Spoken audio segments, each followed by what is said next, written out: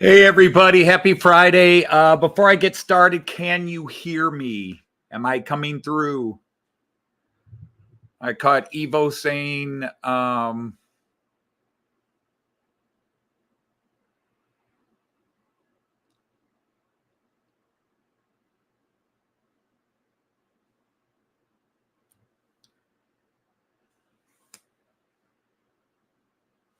okay. Yeah, I'm glad I came down here early to start messing with some things. Early this morning, we were having problems with our internet. I should say me, because everybody else is at work.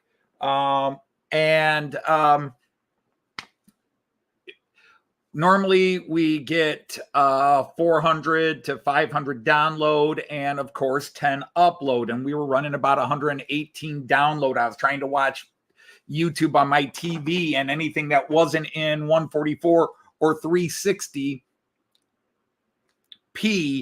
was buffering and jittery, and it's been that way all day. I thought it sorted out. My one laptop seems to be okay, but even it was not playing the 4K videos. But the TV and then this computer, which is hardwired into my router and modem, I've tried rebooting it 3 times in the last hour. It wouldn't do it. I called them, and they've got a 25-minute wait. So they'll probably call in the middle of this live stream, and I'll tell them, well, I'll call you back when I'm done, or I'll end this live stream early. Unfortunately, I was prepared to switch to StreamYard. That's why I was down here early, making sure if I had to switch to StreamYard, I could do it. And, I have. So unfortunately, I don't have my list of who's all here. So I'm just going to say hello to all you Knights of the Rhomboid Table. I did see one new person, but yeah, I don't think I could go back and catch everybody. So yeah, it's just, unfortunately, it's going to be the situation today. But yeah, it's I'm about ready to give up on my internet company. And actually, I shouldn't say that, because it's not my internet company's fault.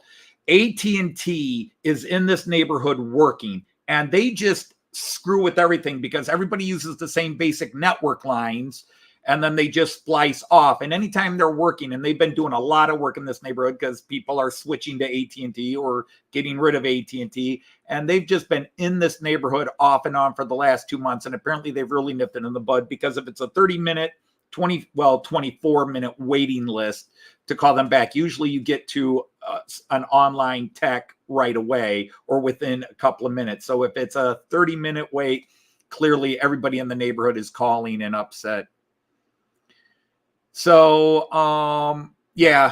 although their online said, we see no outages in your neighborhood. Yeah, you see no outages in my neighborhood, but you've got a 25-minute wait, and my internet is totally effed up. So, yeah, they told me I need to replace this. Well, I should replace this modem now, even though the modem's only 3 years old. And I know the techs always say replace the modem, but they said, yes, this is an older model, and they have been swapping them out. Anyhow, let's get on to the finer things. So I apologize. Normally, I like to go through and greet everybody individually, but I'm just going to have to say hello to all of you. And let's start with Joyce, since a lot of you I saw asking about Joyce. Joyce is much better. She will not be here tonight because there is a program, an event at her school. They're having their spring festival, and she got drafted into working 4 to 6. So Joyce will not be coming in unless she leaves the festival early. So if you come to see Joyce, the show's down to 1 boob instead of 3 today. But yeah, she's not back to normal, but just the last 2 days, she has had a huge uptake. Her stamina's pretty good. I mean, she's worked all week, and some of it's bullheadedness. I'll get through this day, even if I have to turn blue. You know, Joyce is very stubborn especially about missing work, where if I don't feel well, I'll take a day off. Joyce won't take a day off. But be that as it may, that's where we're at. So thank you for all the people that on various posts, Facebook, everybody else, everywhere else, videos on YouTube where I've mentioned it, been wishing her and everything. Very grateful for that.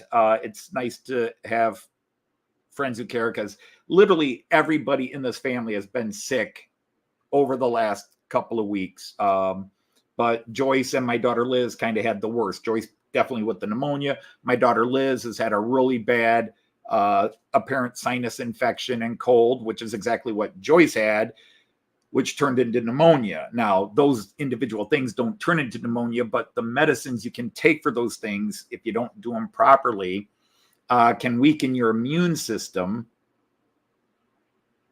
And, you know, they like prednisone is very popular to use. And then that allows the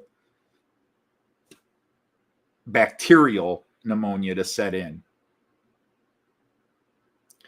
So anyhow, hope you're all well on that side. The big news this week, of course, was the Märklin summer new items. Piko and Roco used to do summer new items, but they didn't do them last year. Piko and Roco did not do summer new items, so I'm not necessarily expecting them to do summer new items this year.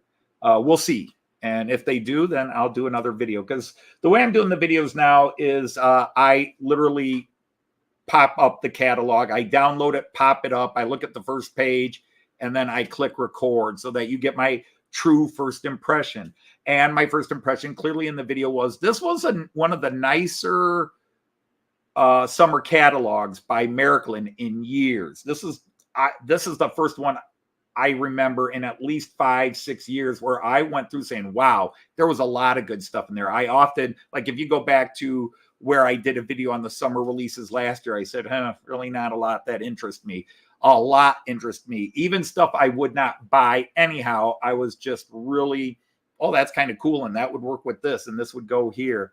So a lot of great things. Hey, Mark Dunnagle Dad, nice to have you. And again, everybody that's here, Sir Joseph, Sir Tim, Sir Jean, Sir Randall, and all the Sir Andrew, Sir Colin, everybody. I hope you're well. Like I said,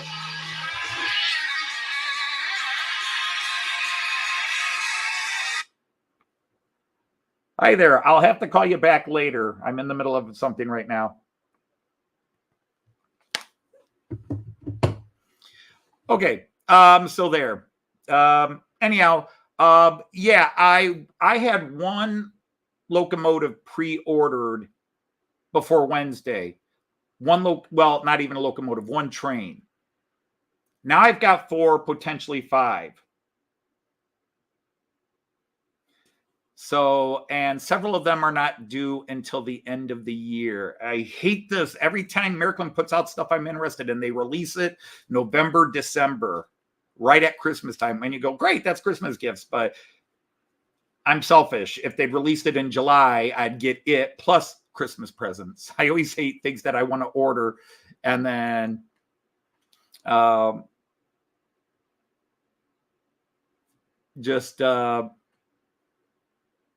they become Christmas presents instead of something else and Christmas presents. I know that's really petty and stupid and puts me in a bad light, but I never courted popularity. So, yeah, I think that's it. Joyce won't be here. The other big thing is I was talking to Joyce the other day, and you know, this one side has always been Bremen that I haven't built up yet. And I've got this model of the Baden or Bone station. You'll see it with the UK trains.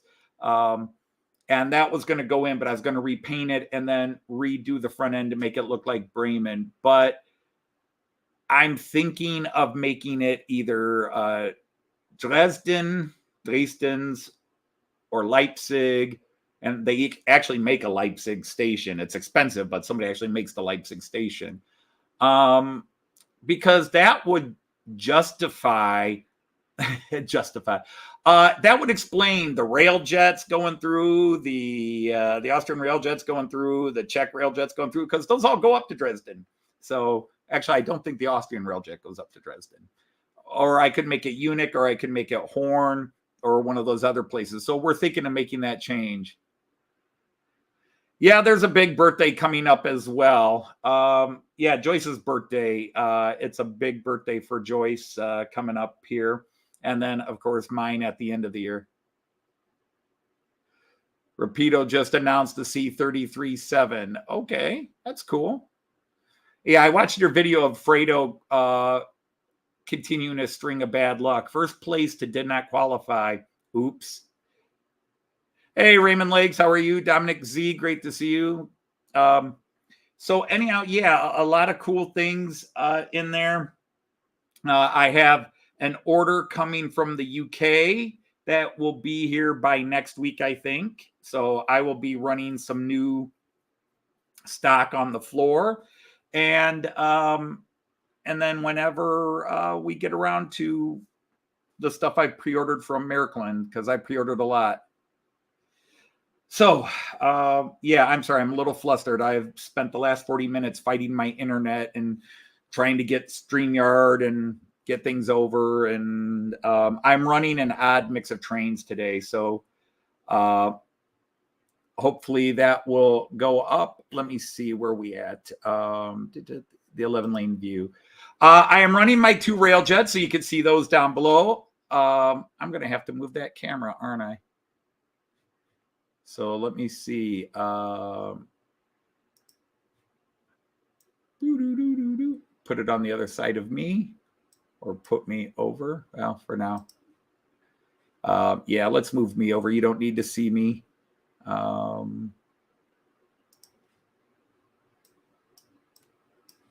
Whoops. Might help if I do it on the correct screen, which is the right screen today. Okay, there we go. That way you can see the floor cam. But what we're running today, the 2 Railjets. And then for the first time in months, I'm running my ICE2 and my ICE1.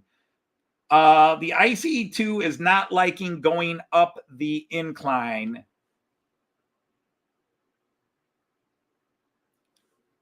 Jada Toys announced new 124 scale and Sonic diecast figures and many others. Interesting. My grandson, I should say, has just gotten into Sonic. So anyhow, these are the guys that are running today, followed by the Alex train and then the little DB Regio DMU, the 648 back there. So let's get some of these guys in motion and hope everything runs as well as I would like it to.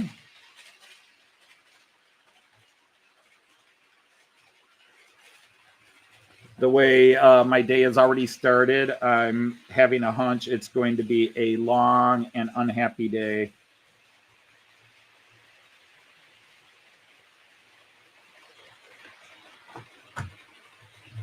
But we'll see how this stream goes. Oh, hi, Timber Surf. How are you? The Hot Wheels, Bumblebee, and Optimus Prime are sneak peeks. Yeah, I understood that.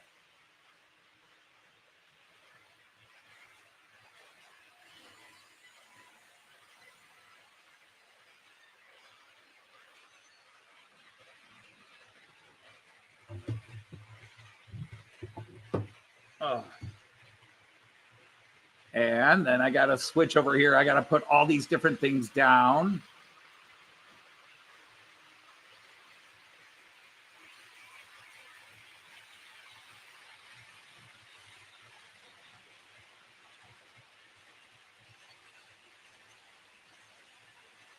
Okay.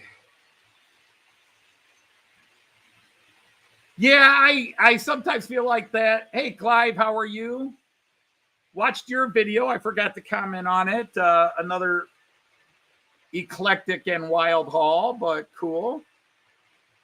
Clive, Andy.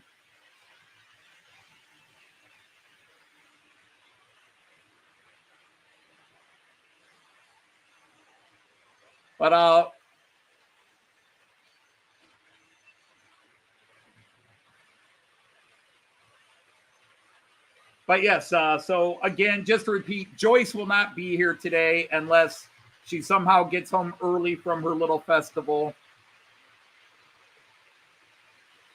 You got a 68 Dodge Dart. That's interesting because there's a guy about 40 miles north of me selling an actual 68 Dodge Dart. And I've been tempted to sneak into my investment money and buy it.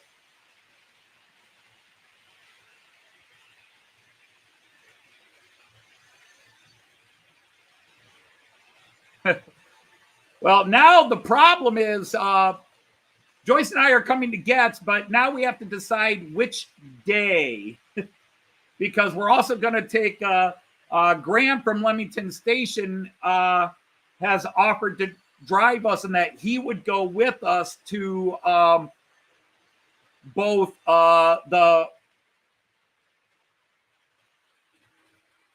New Worley show that same weekend. So Joyce and I have talked about it.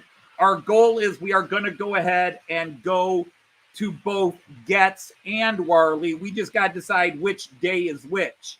Now, there's a couple of people I think that said they would only be at Worley on Sunday. The problem is there's a lot of people that are only at Getz on Sunday. So it's, oh my God, this is the worst thing in the world, trying to pick who we can meet and whom we can't, because there's so many people we want to meet. We're not worried about who wants to meet us. There's people we want to see. Yeah, it's Staffold Barn, I think is what they officially call it, right? Staffold Barn. So yeah, we are going to go to, it's like an hour and 20 minutes by car. We're trying to see if there's like a train. I'd have to go. I don't know what lines run in that area. But we're going to look at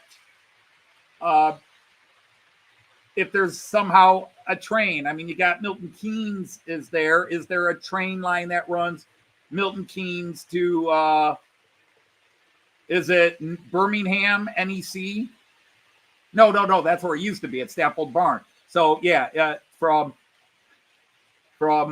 Milton Keynes to Staffold, if there's a train that runs there. Hey, Eric, great to have you here. Hello, Ian.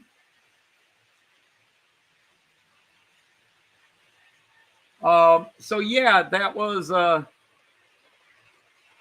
Tamworth is the nearest. But anyhow, so Graham from Leamington Station has volunteered to drive us. He said, whatever day we pick, he's going to go to Getz, but he would also drive us and go up to the Worley show as well. So we're going to do both and just try to say hello because like Mark Identical Dad's going to be at the Worley show. So that was at the risk of sounding like I'm playing favorites, which I'm not. Mark is sort of what cinched. We have to go up to the Worley show. We have to go to that one.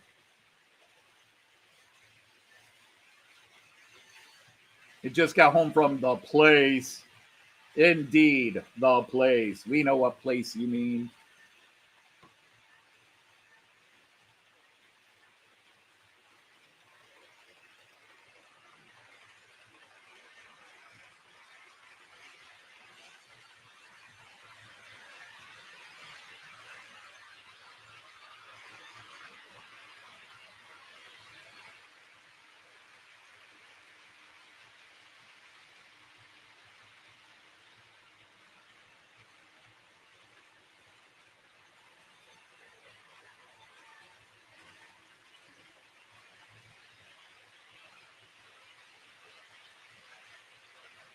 You're honored. We're honored. You've been so helpful and kind to us, Mark, and you're such a great guy. A chance to meet you is just one of those celebrity things where, hey, I've met this guy. I know this guy.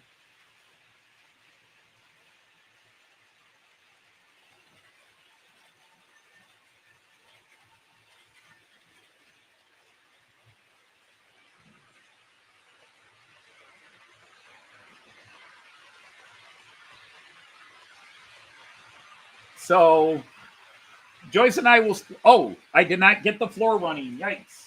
I knew I didn't get that.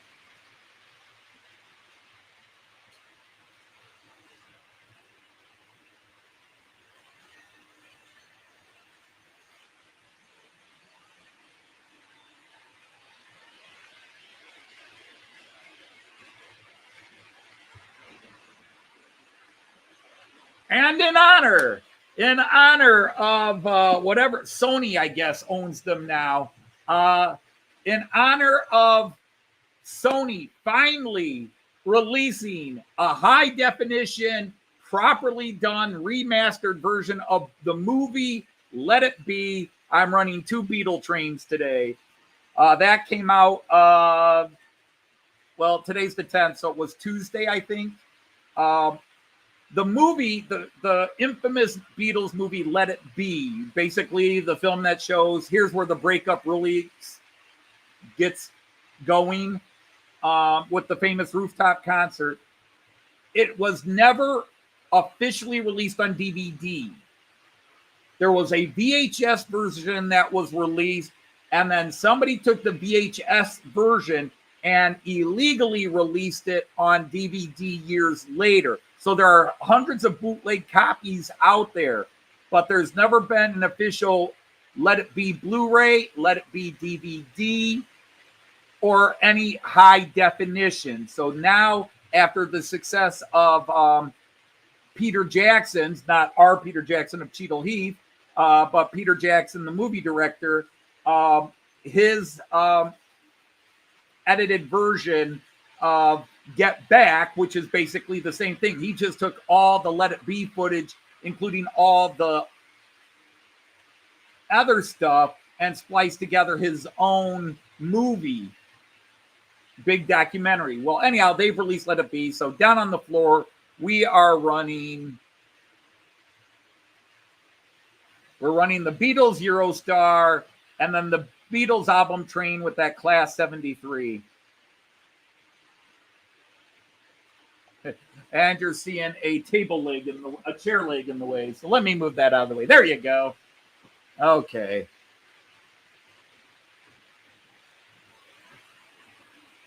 And did I see Ewan is here? Hello, Sir Ewan.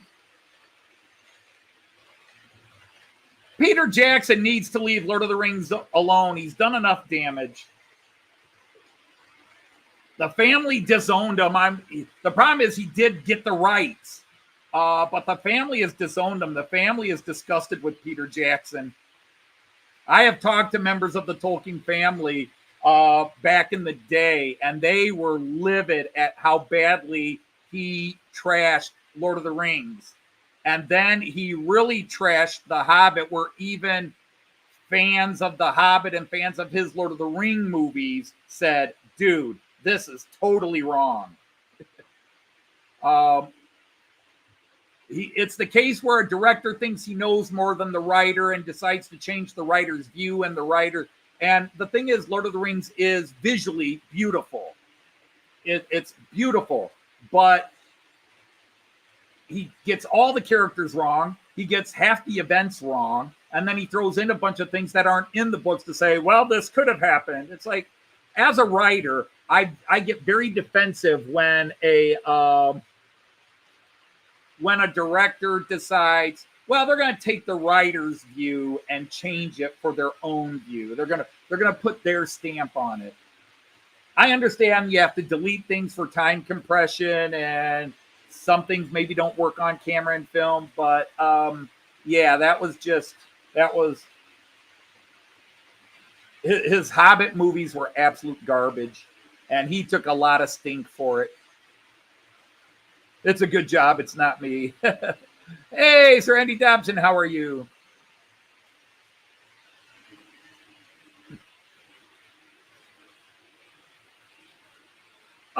Shakespeare's been redone, and I don't mind reinterpreting Shakespeare. For example, the Leonardo DiCaprio movie, I forget who directed it now,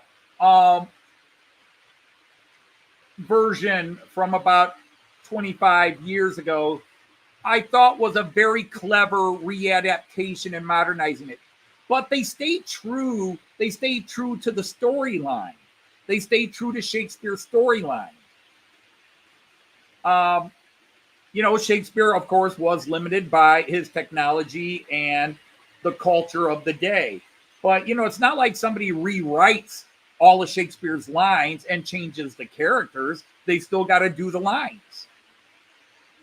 And whether you've got Sir Ian McKellen or any of the great Shakespearean actors, Sir John Gielgud and so forth, Sir Laurence Olivier, they would never, Sir Kenneth Branagh, they would never think of, well, we're going to completely change the lines this character says, and we're going to completely change their motivations because we think it works better this way. Obviously, with film over stage, you can do more things and expand upon Shakespeare, but they at least keep the lines and the characters basically true to Shakespeare's vision. Yes, he did. He altered it a bit. But again, he stayed true to Shakespeare. I mean, in some cases, there's some Shakespeare where you got some, racism or things like that, where you'd say, okay, political correctness forces us to change a couple of things. But overall, they still stay true to the depth of Shakespeare. They stay true to Shakespeare's, the one I would like to see that, rather than redoing Shakespeare's play, somebody write a new version of Richard III and be a little more sympathetic to him. But of course, Shakespeare is writing at the time of the Tudors and trying to curry Tudor favor. So yes, he's going to portray Richard III as a horrific person and make the Tudors look good in that. Oh, Ewan, I'm sorry to hear that.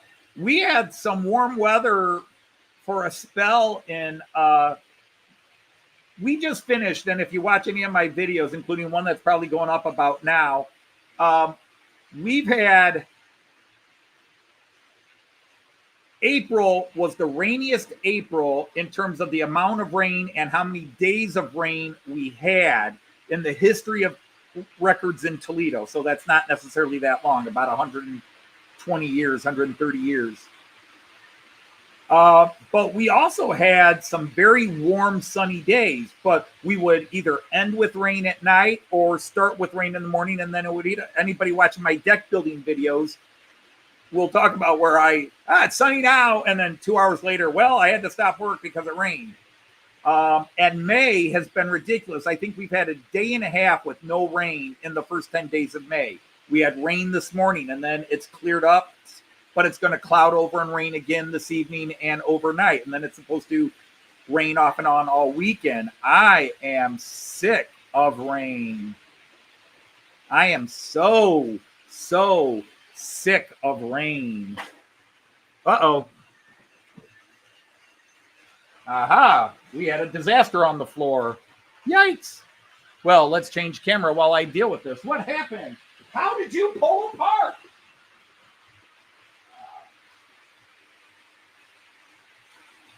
How did you uncouple?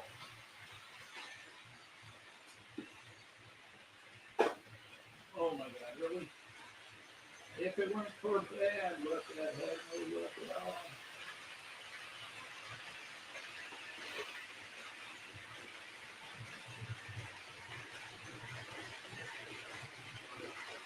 Oh, did you really unplug that too? Yikes.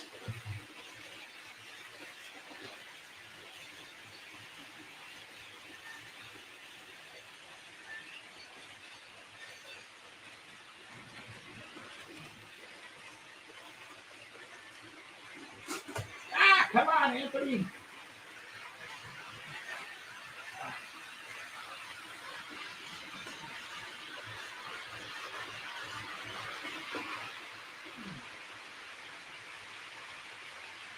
The whole point of this, you completely look it? No. It's stupid.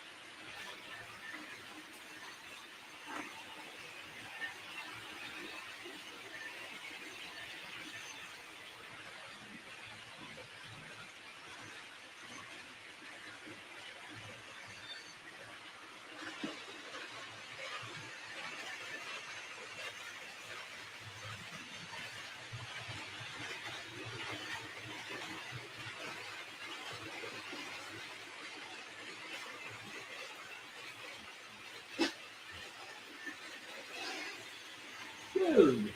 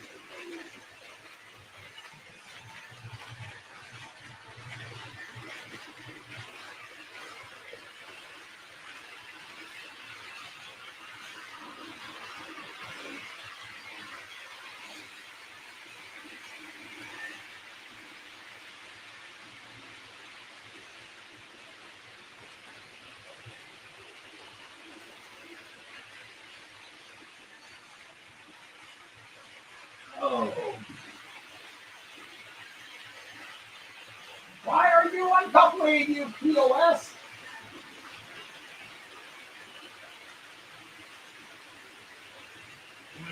Apparently it doesn't like on that list. Well, I'm done with that.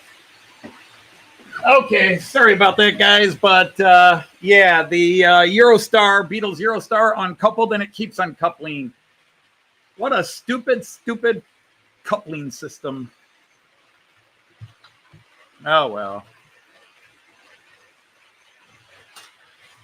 Uncoupled again. Boy, talk about the Beatles breakup and bam. I don't know. Maybe I'll put a different train on real quick. Hey, Tom Couples, how are you? Oops.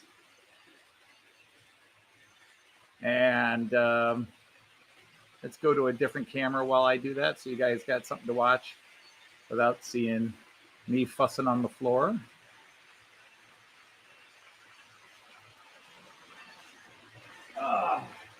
Let's see, who wants to go instead?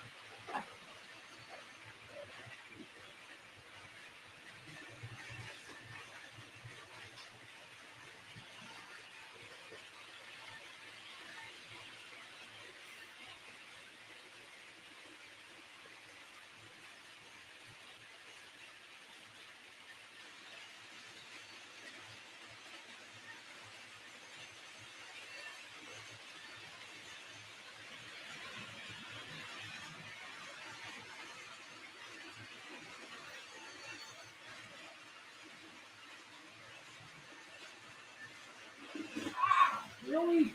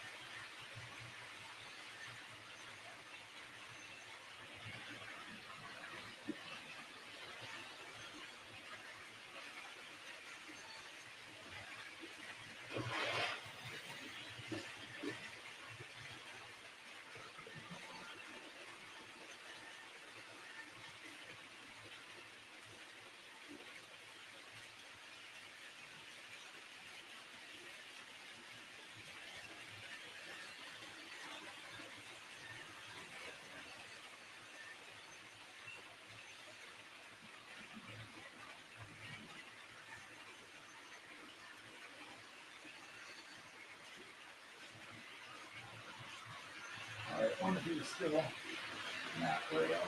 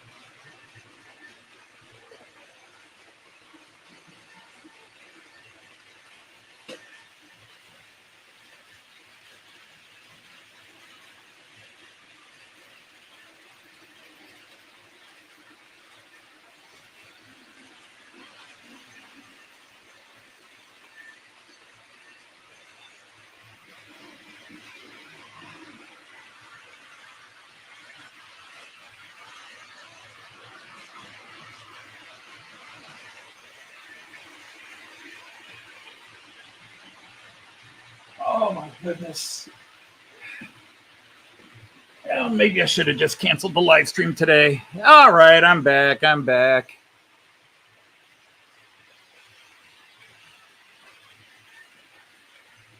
Oh.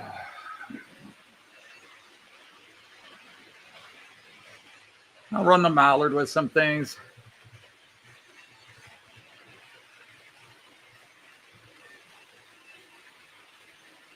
Yeah, they kind of don't. I mean, I don't understand why. Yeah, the minute I say that, we can turn around and say that there are other companies that have the same issue. But Hornby, the UK trains and some other companies have those, pressure D-ring couplings, which work well enough. Obviously, they've never felt the need to change them. But then for the Eurostar, they got that stupid little pole and hook coupler. And for some reason, when the Eurostar is going this one direction, it's bouncing off. I don't know. Tension locks. And then, of course, you've got all the various ones that you see in America and everybody else uses, the various KD couplers and so forth. And I guess I'm just too used to the variations of the Relics couplers. Yeah, it would be cool if you could do that. It would be cool. I suppose there's a way you could jerry rig it and make it happen. But yeah, I mean, the Eurostar, why they didn't just go with the tension couplings, I don't know. Why not?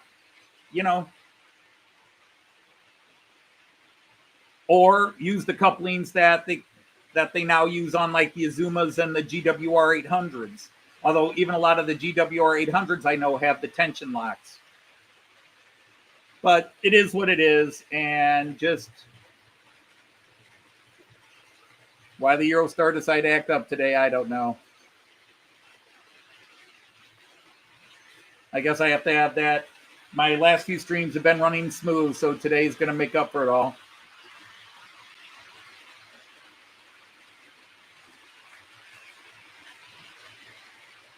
But you can see my cameras are freezing at points here.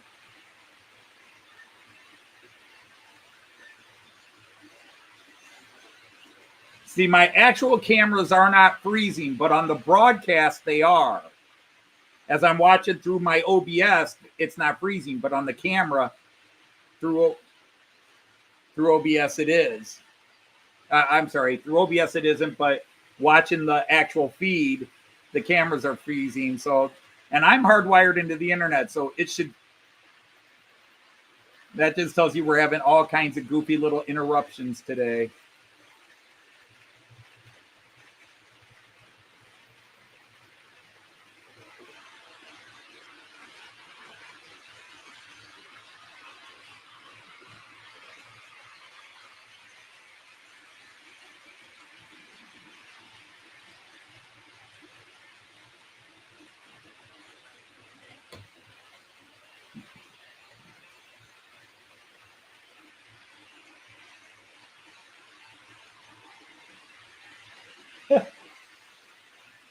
Yeah, because we got to have a commercial.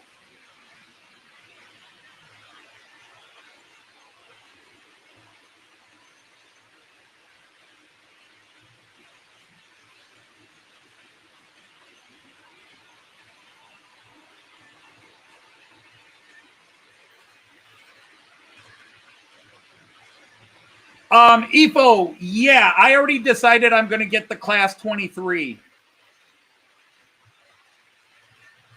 I actually decided that before you responded to my video.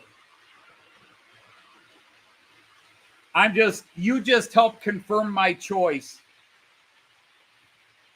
I did show Joyce that I was going to get that Class 23, and she gave me the look of, why are you getting another steamer? For somebody who doesn't like steamers, you sure got a lot of them now.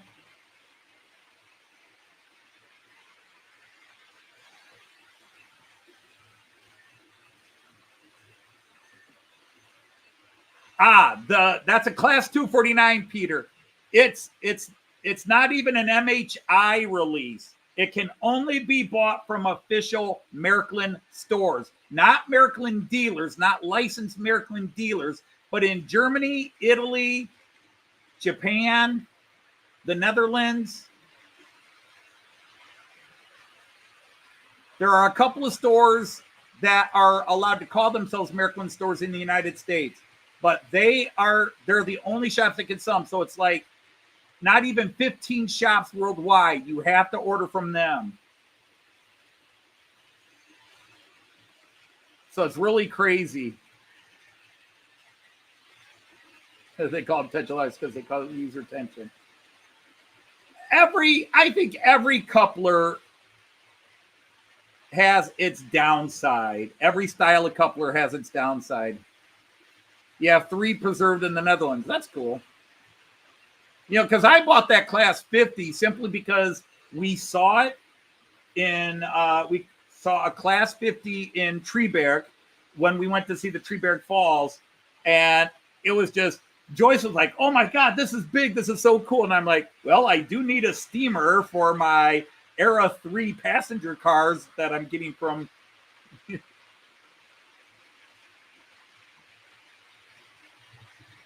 I think I've been a train buff, Jean. I don't think I'm becoming one. I think it is just, I am definitely broadening my horizons.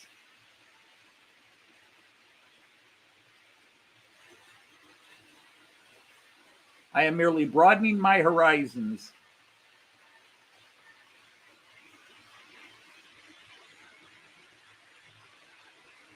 Well, hello, Canadian Locomotive Logistics. You are not knighted, but we shall fix that real quick.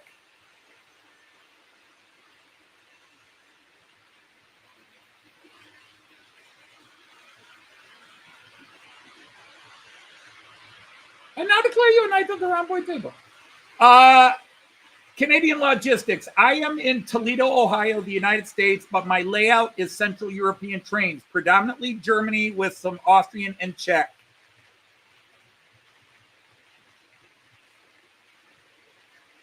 Yeah, but I've got enough options. I don't want to start getting into different era freight.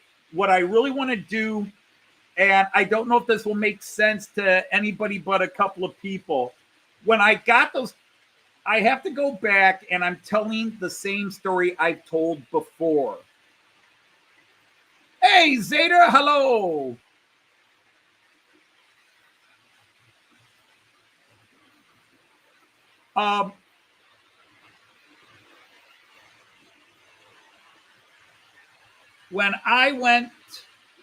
When Joyce and I were in Bamberg and we met Horst, and he found out I was into Märklin trains, the eyeballs bulging as they did with him.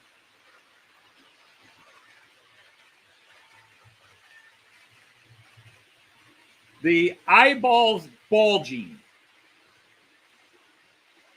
when he heard I was into Märklin. He couldn't wait to show me his boxed up collection of stuff and the sadness he had that he couldn't run his trains anymore because of the house they lived in. And it had just been sitting in a box for 20 some years, not being used. He would have given me everything or sold me everything for a song. He gave me a lot. He was clearly just so happy that these trains were going to somebody who would use them again. The excitement in his eyes just radiated out of his soul. It was just so, it's a moment that unless you were in it, you don't get it. And so I wanted to complete the sets. Now I was able to complete, and Evo, maybe you could tell me what you call the green, blue, red series, you know, where first class is blue, second class is green, and the dining cars were red, you know, that 1950s era into the 60s trains, or 60s into the 70s trains, that set.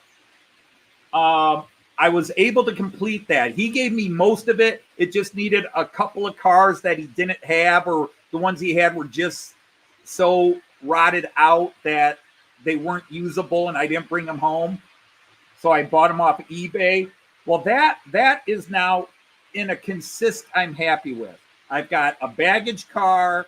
I've got 2 second-class cars or 3 second-class cars. I've got the Speisewagen, the buffet car. And then I've got 2 first class, plus I've got 2 sleeping cars. Well, 3 if you count the red Schlafwagen I have as well. So that made it special. And I just wanted to get the correct locomotive to go with it. And then the harder one now is these, the ocean blue and beige tin plates. I want the right loco to go with them. That isn't a diesel, you know, something that's more historically accurate, more, I should say historically accurate, because obviously they ran with diesels, but something you would have seen in the 70s, something when those cars first came out that he would have run with it. Hey, Anthony Borden, how are you? Hey, Canadian Locomotive Logistics, you can pop the link to your channel in here and we will all go check you out. You are knighted. You are now a knight of the rhomboid table. Everybody who has the blue sword, or spanner, as some people like to call it. All the people that come to my channel, they are made moderators so that you can share your channel or any model train related channel or comedy related channel.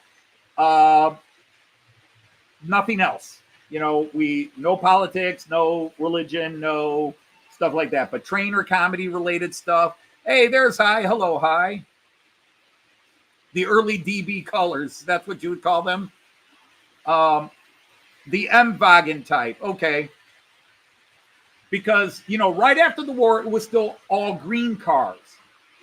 And Märklin, of course, is releasing what they call Era 3B. There's a set of cars, they call them Era 3B. And they're all green, first class, second class.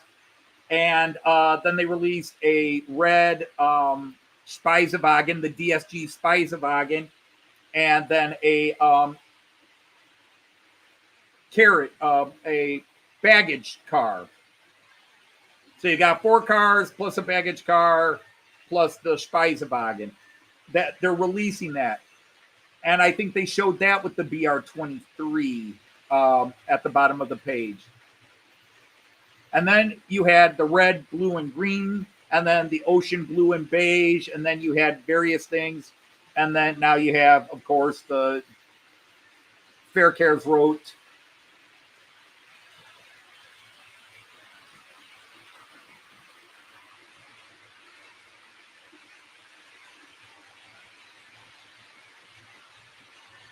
Yeah, it's great that we can all come in. I mean, eventually I'll probably break down and buy a Canadian train. I really love some of the Go Vias, the Vias.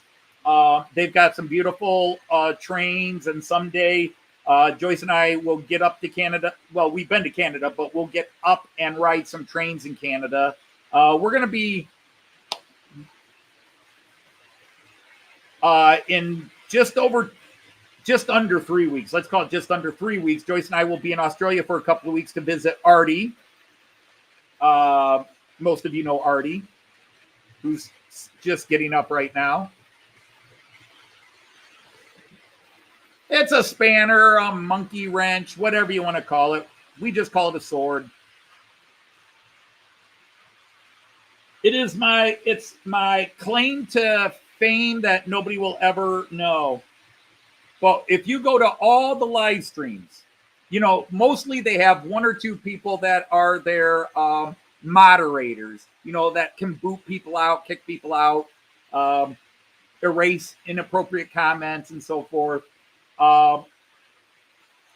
I, from day one, made everybody a moderator just so they could advertise their channel. Because back when I started live streaming, most channels were like, don't advertise your channel on my channel. This is about my channel. I was like, no, come in and advertise your channel. Get everybody watching each other. So I was the first model train channel where everybody's a moderator. Everybody who comes in gets to post a link to their channel or their buddy's channel or a channel they think is cool.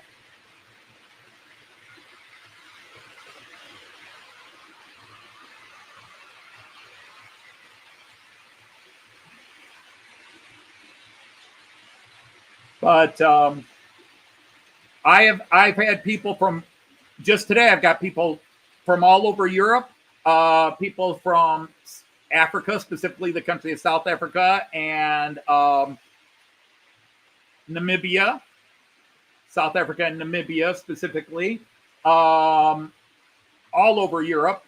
I've got Czechs and Bulgarians and occasionally I'll have Germans and Austrians in here. And then we've got Americans and Canadians. And I get some Australians and New Zealanders. Kiwi Dave is down under in New Zealand. Well, I've got the 111s, Raymond. But I really wanted to go steam. Because I've already got a 218 and a 221 that are in ocean blue if I just want that to match. So I've got that covered with those ocean blue and grays. I wanted a good steamer. I don't know why. I wanted a steamer because Horst was a steam train guy. He only had a couple of electrics and diesels. 181.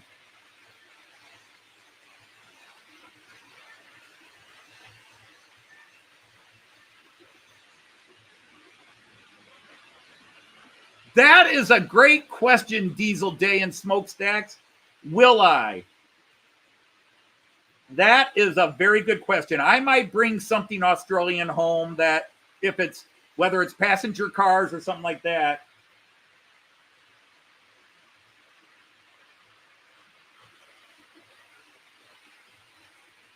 Steam on an Ozean Blau. Wow, you're really going German. Dampf. Let's just go all the way. Ein Dampflok mit Ozeanblau. Limits the selection to an O12. Well, I was told that the 23 would have pulled the ocean blues and beige. I was told that.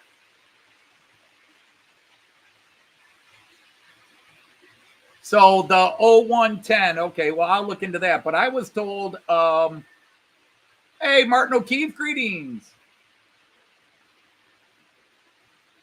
Well, I've got a 181 too, but it's in the Deutsch, it's in the modern Verkehrswelt. So, and so, Evo, that's why I got confirmation from Jean, and then you posted on the message on the video. And so I felt, you know, Jean Ricard confirmed it ahead of time before I saw your message that, yes, a 23 would have pulled those. So now I just got to get a good consist. I would have to go through, I've got a bizarre mix of Fleischmann's and old Märklins, and then I've got a couple of the new Märklins, which I bought thinking they could go with the tin plates, but they just don't look right. I mean, let me go. Can I get them out here? Not you, not you. Not you. Not you. Where's the other one? Oh, don't you go anywhere, you naughty little child.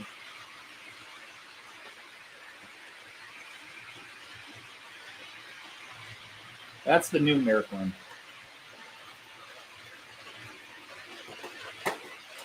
Oh, that's right.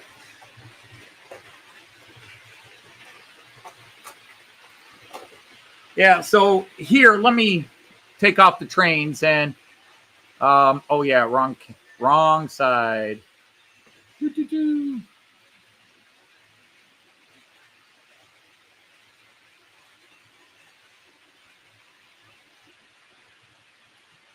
Actually, so here is the one tin plater I have from Horst. You can see it's here. I've actually cleaned this up a bit, and I've been told don't try to paint it. Just leave it as is. I was going to try to do some color match, but you can see over here on this end, you can just see how roached up it is. The other side's not too bad. It's in pretty good shape on this side. I have another one of these, but it is so bad. And I think it's still in a box buried under there, you know, under that cowboy hat, everything that's over there. I think it's still in a box over there. It was just too bad.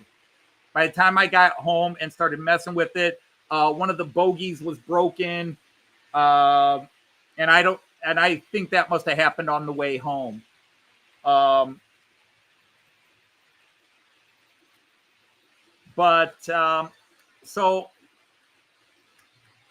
I have this one, which doesn't say what model it is, just says it's Märklin made in Western Germany. And then Märklin has been releasing a new series. Now, this is very cool. I like this a lot. And where's the other one I got?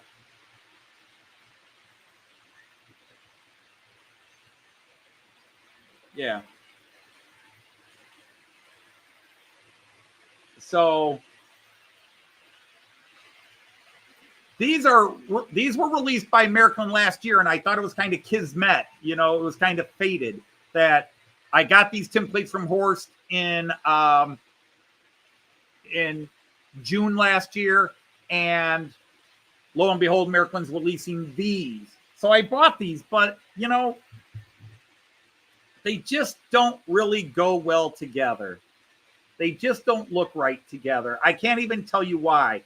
These two, the roofs at least, are kind of nice, but there's just something about these that are awesome. And Märklin's released 4 more cars, and I haven't bought them because I really thought I'd try to honor the templates. Otherwise, I give up on that template. Because I also got this Speisewagen that can run with these guys. This can run with these guys because this is something else I got from Horst. I also got an old DSG tin plate Schlafwagen here, which actually does not have an interior. There's nothing inside of it. It is just an empty shell.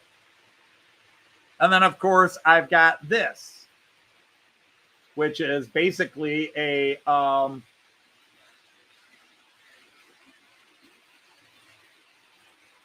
Sort of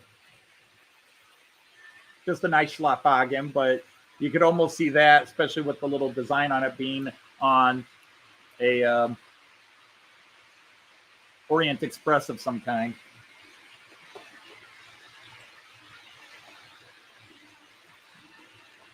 And then I picked up this baggage car from Fleischmann.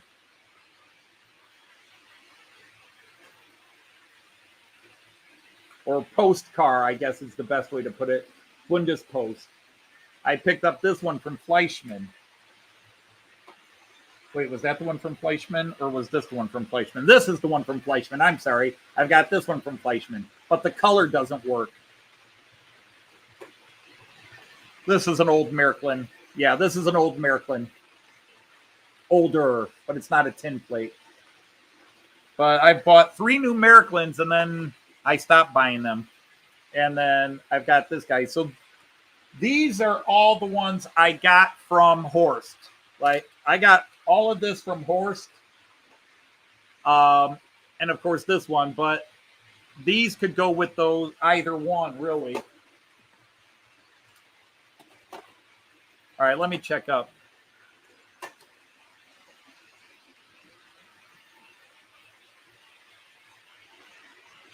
On the other end, yeah. And I've got it for that reason. It was listed as a Steuerwagen, and the lights do work. So it acts as an EOT, an end of train car.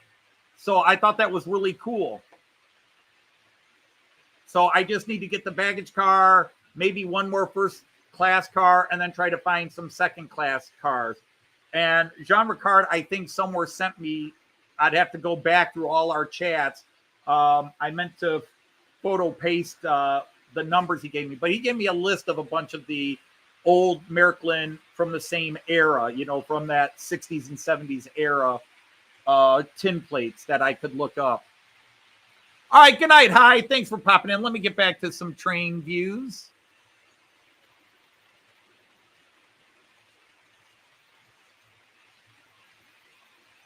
Yes, Raymond. I have put a little clear coat on it. Actually, first I cleaned it with gun oil. I cleaned it with gun oil, and then I clear coated it. But before I did that, I talked to Jean Ricard and a couple other guys about painting it.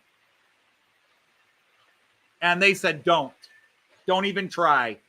Either sand it all down and you'd have to completely repaint it, which I'm not going to do that. They said, if you're not going to sand it all down, sandblast it and get all the paint off and all the rust off, then just leave it alone. But again, I don't know if anybody gets it. It's just kind of my personality. What camera is not working right now?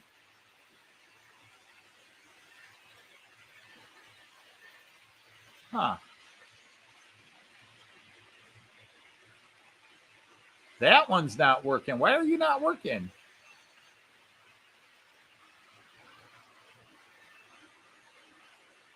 Well, I'm not going to fix it right now. So I didn't know that camera wasn't working. Looks like its power's on. All right, let me double check this. Yep, that guy's not working. Why aren't you working, dude? Let me see if I can reboot it. Stay with me, folks. Everything's black, but it's okay.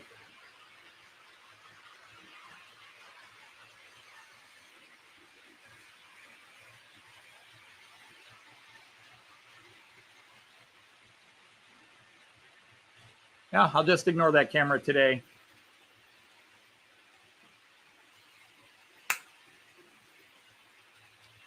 Hey, Rick and Pauline, how are you? Well, to be honest, that camera may never have started. It's on right now. I just have to mess with it. It's probably just needs a reboot, which if I weren't using StreamYard, I could do easily on OBS. But right now, I don't want to mess with OBS because I've got OBS synced up with StreamYard, and I'm worried if I start messing around with it, it will go oopsie.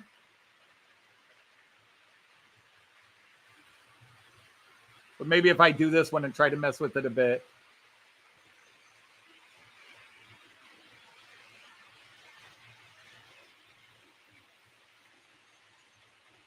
All right, so it's the first one. So if I go...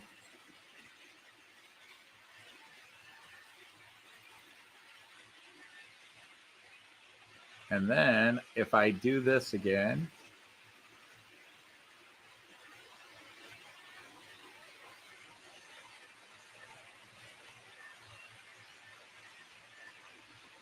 Or I will double check something else. But anyhow, let's go to another camera while you guys are...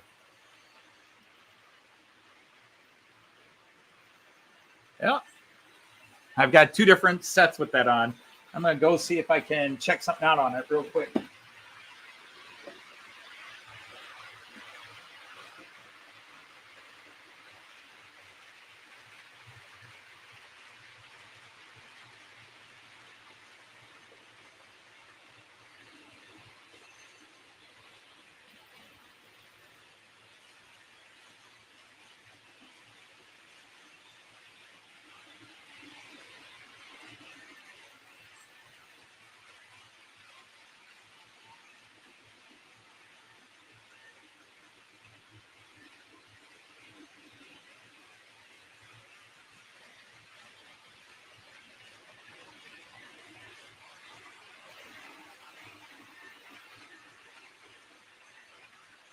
Yeah, because I did not check all the cameras. I didn't get all the way down through the cameras when I was checking.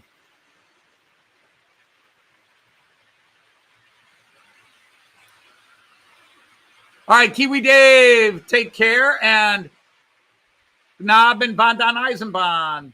No, well, Chuffed, our internet got trashed in this area, so I had to switch over to StreamYard and reroute my internet. So I'm using StreamYard instead of my normal OBS because I didn't.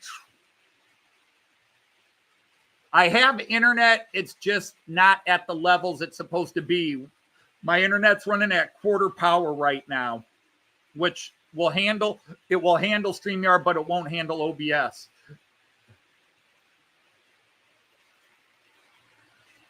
And they sometimes pulled Zilberlinga.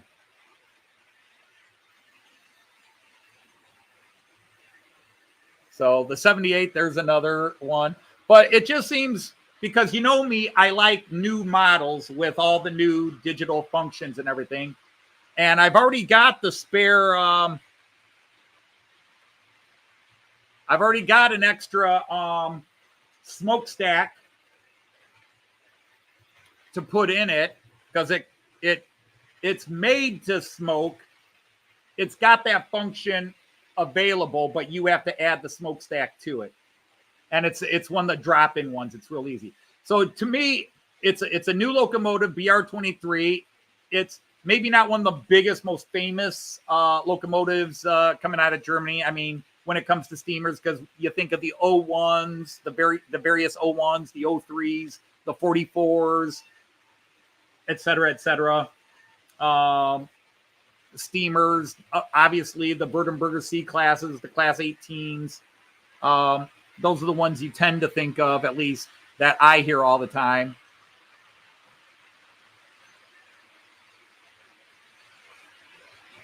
Yeah, I've toyed with first of all, at the risk of creating some aggravation, I will not do East German trains. I don't do East German trains, and I won't be doing East German trains. Now, Ludmilla converted over to West Germany,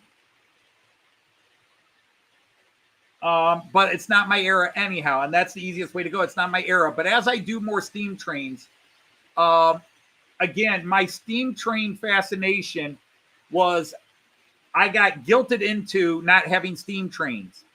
So I went from 0 steam trains to 3 in about 3 months, 2 at Christmas a couple of years ago, 3 years ago, where I got that Rheingold, which was a $1,300 Rheingold, and I got it for $300.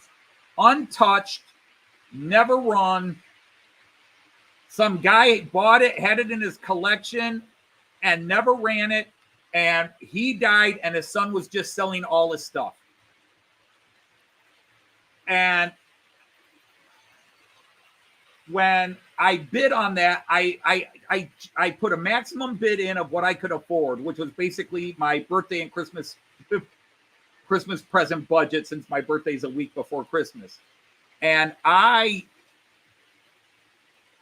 oops, I hit that one again. Darn it, I got to quit hitting that one until I can figure out why that one's not working. It was working last week. Hey, Anthony Borden, hello.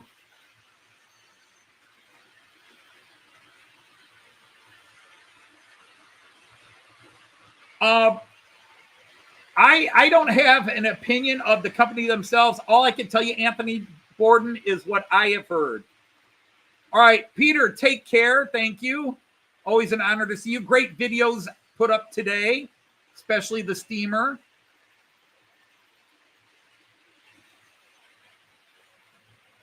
But I've heard very good things about REE models, Ray models. But I don't have any practical knowledge of them. I've never modeled France, but I've seen some gorgeous French steam locomotives. And of course, any company, there are so many companies that make the Orient Express. Even Märklin makes the Orient Express, which is probably the most famous French train. Hey, Andy81E, hello. And yes, that's who he's talking about, Evo.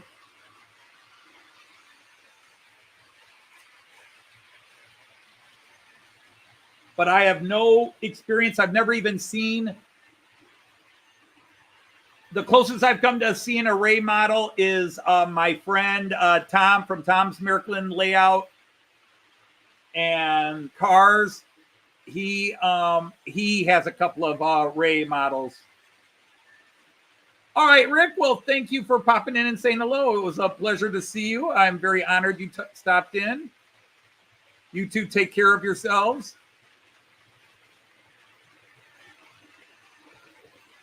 Jim says that. Jim from Hover Motion says REE models are excellent, better than Roco. Well, that's very good. That's very good praise. You bought yourself the American catalog for 2024. Good for you. I always get mine free, but that's a different story.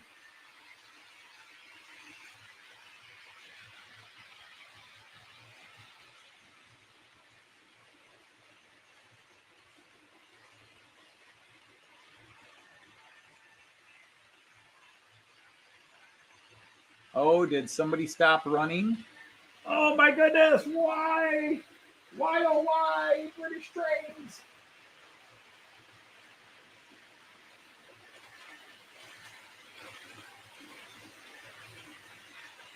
Oh my goodness, why did you derail?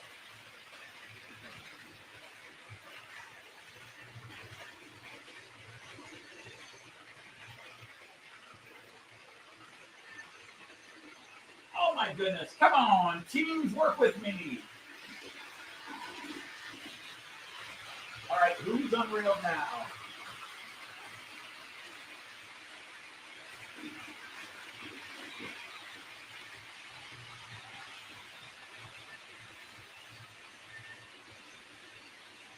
Oh. Oh. If it weren't for bad luck, I'd have no luck at all. Ah, the Mallard had stopped. Its front axle derailed.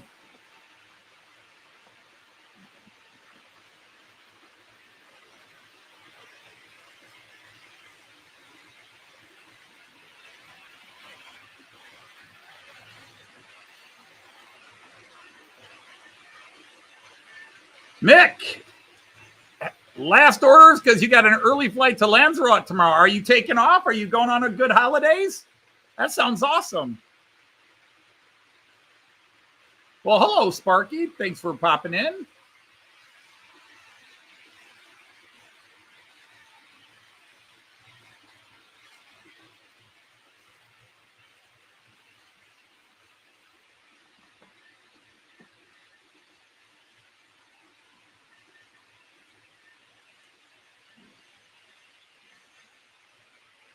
Dominic, you don't annoy me at all.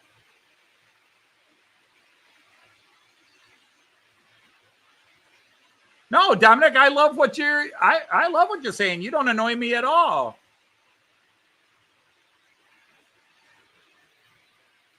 Alles ist in Ordnung. Kein Problem.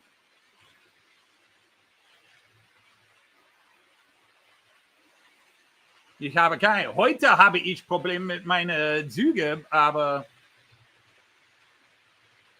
und mein Internet, aber 11 days with a few army mates. Well, that's cool. Wow, I am sorry if you think I'm giving you the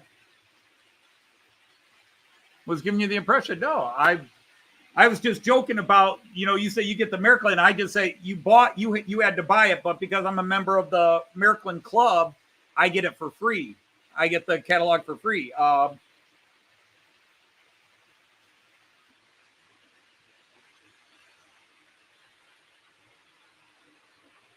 Well, unfortunately, I am distracted between fighting the internet to get my live stream going, and then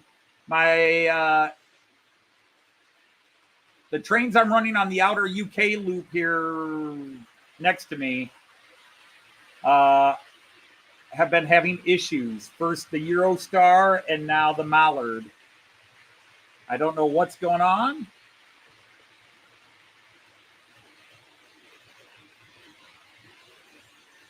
It has the word Ram Charger on the side. That's interesting. That is interesting.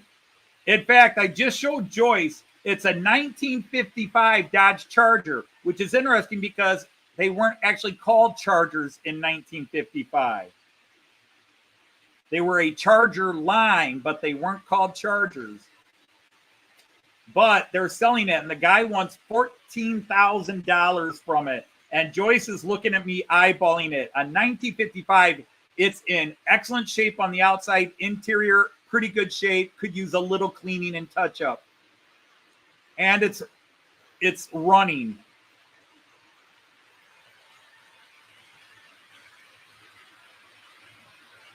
But yeah, Joyce is looking at me. You are not buying that. And I'm like, maybe not. I don't know. I do miss having my classic cars. But because Ram Charger was a term that was used for a specific line of the Darts and the Chargers. But actually, Ram Charger was an SUV for Dodge, equivalent to the Ford Bronco.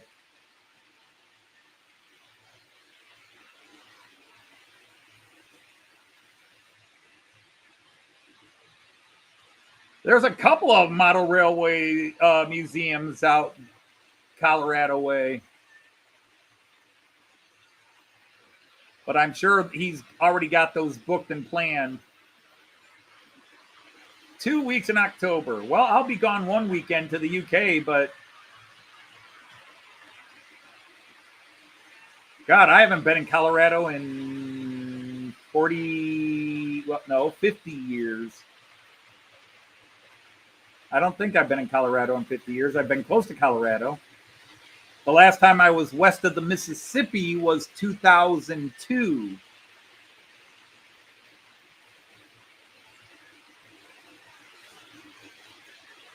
But only one that has Michelle.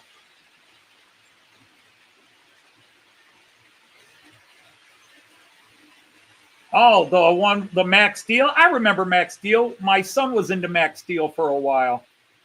That should be an interesting one. There's just so many. Hot Wheels has so many. And then you had Matchbox and all the other companies, Maisto.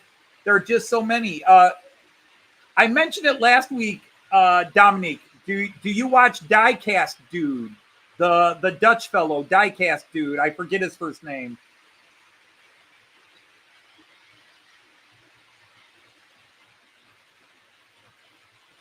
All right, let's change cameras again.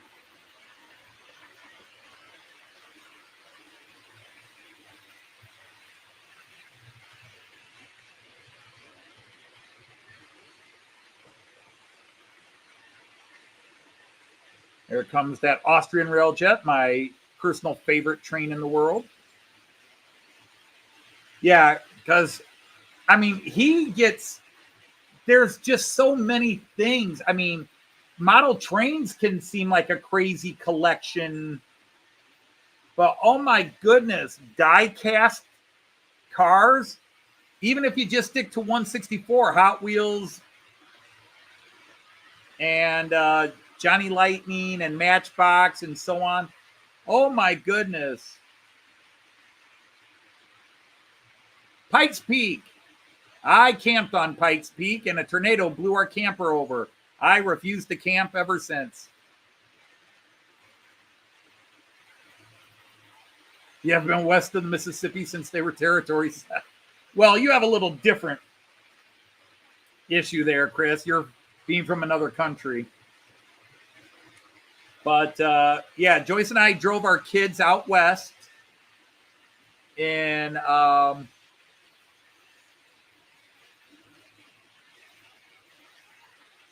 2002. We drove from Toledo all the way out to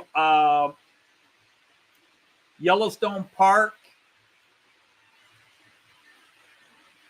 And then from Yellowstone Park, we drove down and across, eventually hit Nebraska, drove across Nebraska. We went through Missouri. We actually went from Nebraska to Iowa, from Iowa down to Missouri, and then across Missouri on Route 37, I think it was, which made Joy sick because the hills were just so up and down. She got seasick. And then we stopped at Springfield, Illinois to see my friend J.B. Roper. Really cool guy. Raymond, Dodge doesn't want a Dodge. Dodge has lots of Dodges, real and models.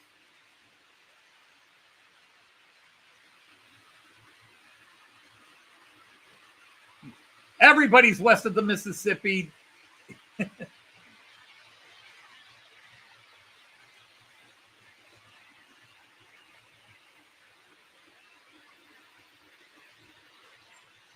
Oh, the Numac show once in a while.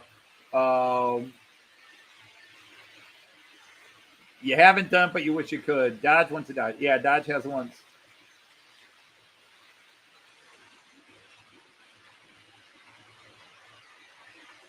Oh, with Mattel and Bandai, the Charo wheels. That's interesting.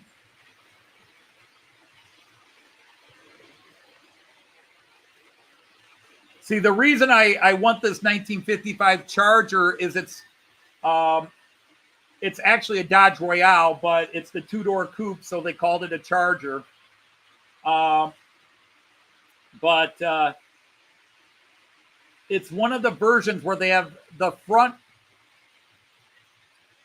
end is the Dodge family crest, and then the hubcaps have the Dodge family crest on it. And then the Dodge family crest is on the back of the headrest of the seats in the car. So you got the Dodge family crest all over it. What I'd really like is a Dodge Royale, a 1954 to 1956 Dodge Royale with the suicide doors. Because that was Dodge's highest luxury car. And I had a chance to buy one for $10,000. But at the time, I couldn't afford it. I already had my Dodge Charger for sale. My 73 Charger for sale, and I couldn't afford it. That's why I had to sell my Charger. Yeah, actually, I knew that, Evo, because of Diecast Dude, because he's gone to it and filmed it.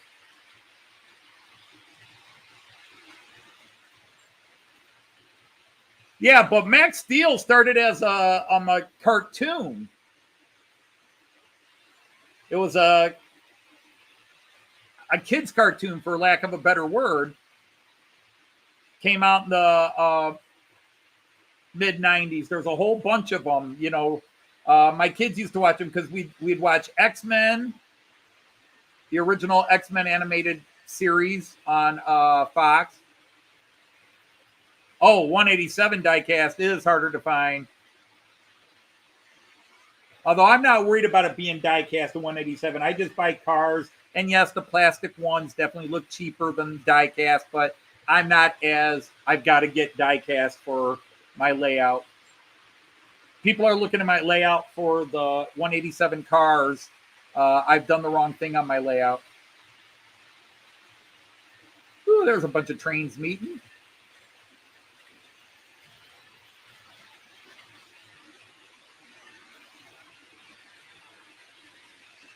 But there goes that ICE2. It's running better than I thought it would. It was acting a little things, but I think it just got itself rolling here and loosened up. You know. Hey, Shortbread Andrew. How are you, Sir Andrew?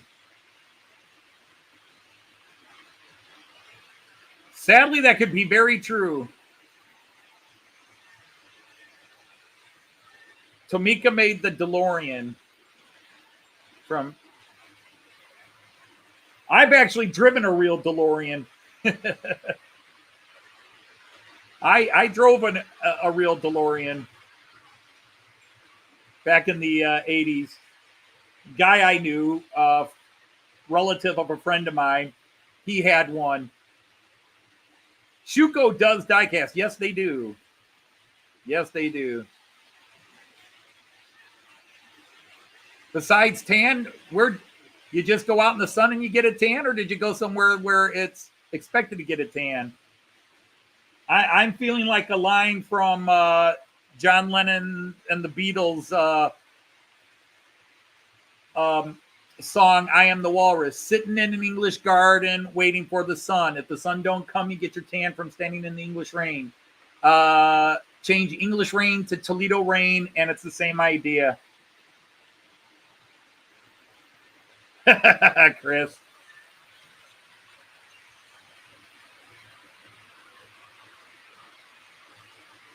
People, I thought Märklin now owns Schuco. Märklin either owns Schuco or co-owns Schuco. I'm pretty sure of that. Went to Kirkcaldy today.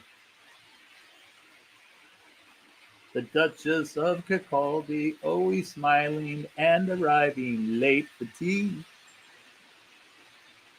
The Duke was having problems with the message from the local couldn't be.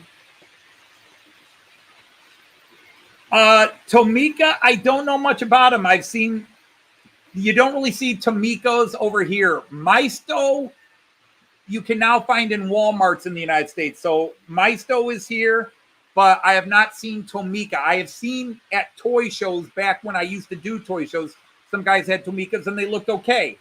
So I can't really give you a fair opinion of them.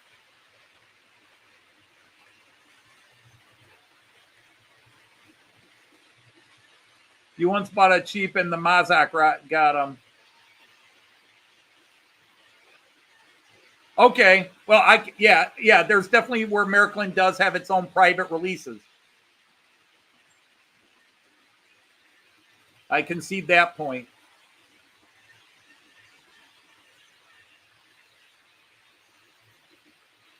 But yeah, there's a couple of companies that when I've been to Germany, it's like anything I would want 187 scale. This company had it all. And like I remember going into Müllers department stores. Hey, somebody boot this Joyce Dodge out. We can't have any frauds in here. She's a troublemaker. No, actually, if you're new to the channel, don't boot her out. It's my wife. One great model as a carload.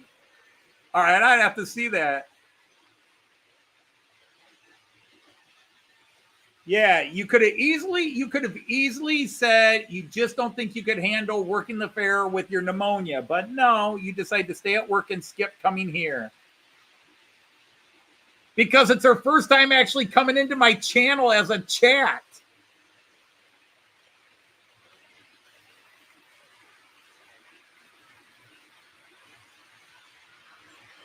Joyce never comes into my channel as a chatter. She comes in live.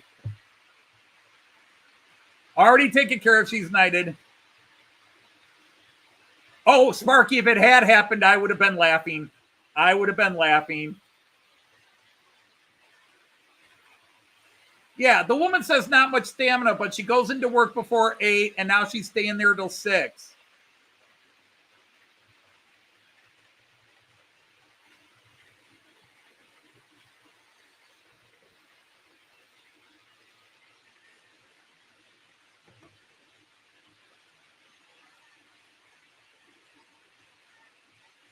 See, the next time she types,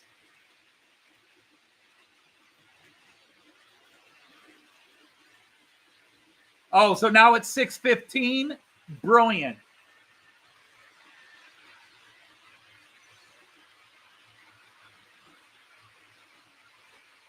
Oh, man, Dominic, that reminds me of the days when I was a toy collector and we would get notifications. This wave was hitting stores on this date. And this figure, there was one per figure each case. And you would have to, sometimes you'd actually have to pay a worker to open a case and save the figure for you. Well, after a few years of that, those guys learned to just steal the characters themselves out of the case.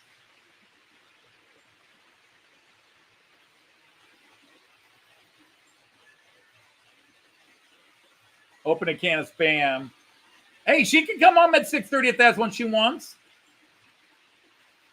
She's not gonna, it's not gonna bother me.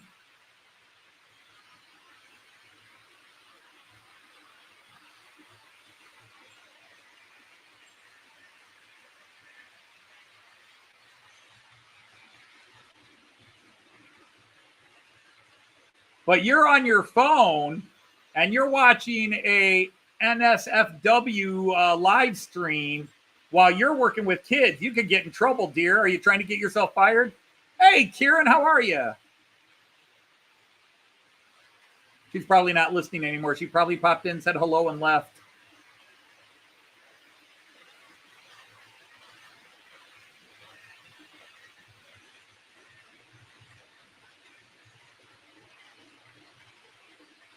Normally this channel has 3 boobs. Today it's down to 1.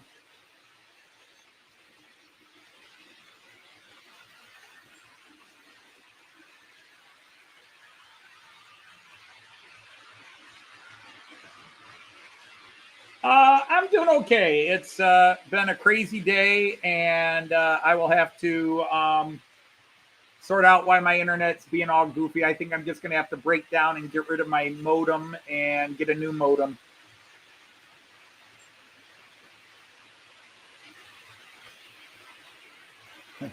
I did just post a new video on my channel while the live stream was up.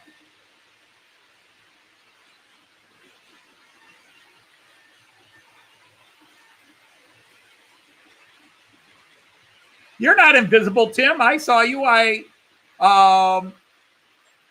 said hi a couple of times to you, but and I've responded to a couple of your comments.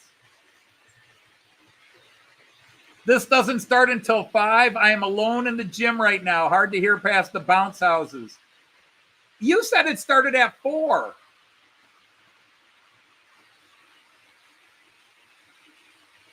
So now you're saying it starts at 5. All right, dear. We're just going to have this fight publicly. What were you doing from 4 to 5? You're talking about being at the bounce houses. Is that code?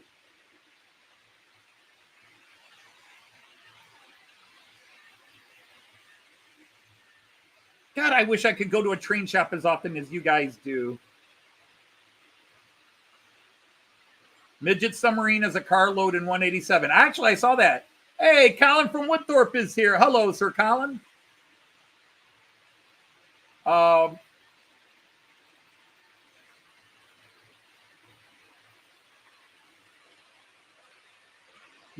don't look at details until you need them.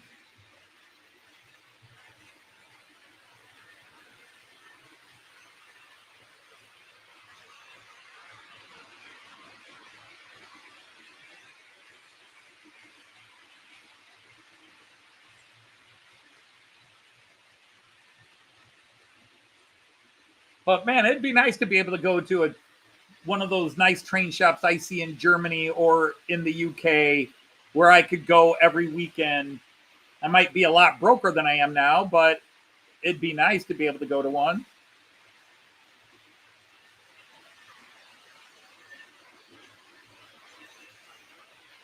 Yeah, because Jim from Hover Motion had that miniature submarine.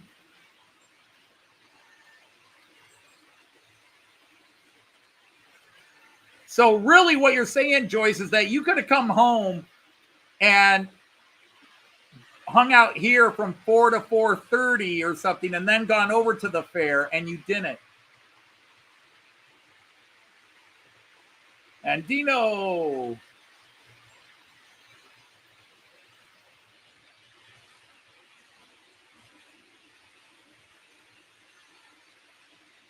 Oh, I'm sorry. Canadian. Well, I don't know where we confused you. My wife is chatting. Normally my wife is here with me on the live stream.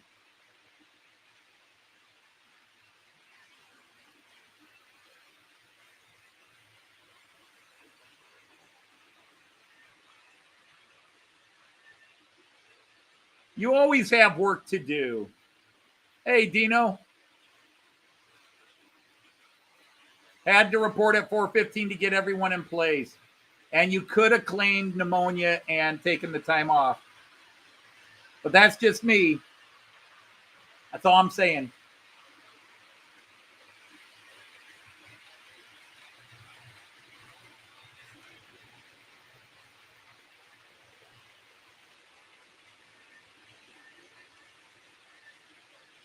But we got a few new people here. If you want to get an idea of the layout, where is it? Layout map. There we go. This is my layout, except it's reverse. I have a 8-foot by 12.5-foot side, a 8-foot by 11.5-foot side, with a 2.5-foot by 6-foot middle section. So it's kind of a giant C or N or whatever. The bigger side, which on the map is here, in reality it's over that way, but this is all reversed. And this also kind of shows you where some of the cameras are, but we'll take you on a tour around the layout visually in just a second.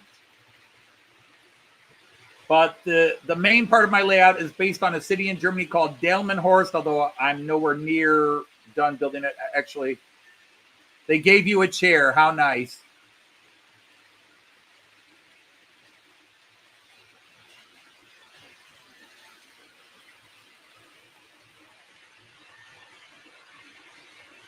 Yeah, that would be an interesting one, but I mean, we could do it. In fact, whoops.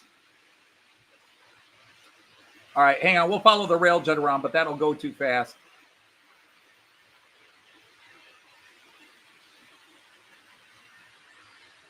So we have up the ramp. So this is coming around, up the ramp. Just watch this reddish train. He now pulls into Delmenhorst Station, a 100% accurate scratch build. And then from up above, you can see the whole village of Delmenhorst as I'm working on it. Coming into the corner, mobile show. Coming up to the Delmenhorst low view. And then the bridge cam. And then the bridge cam the other way.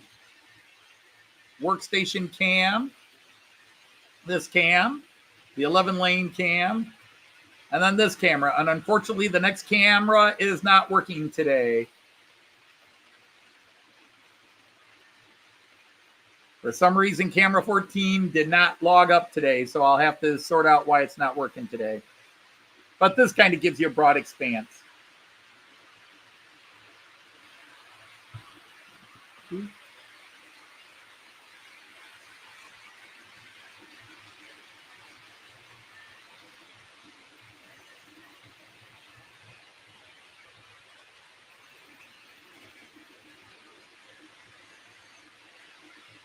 The Ecto 1, the Optimus Prime, Ecto 1 and an Optimus Prime. That's interesting.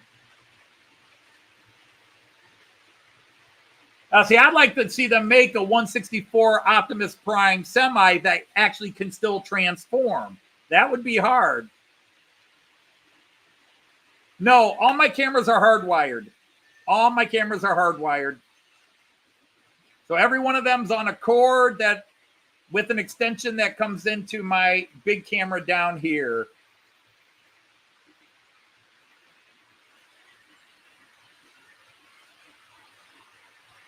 But yeah, it'd be interesting to put just a big camera on a loop around here if it were a Wi-Fi camera and then just have it roll along. That'd be some interesting shots.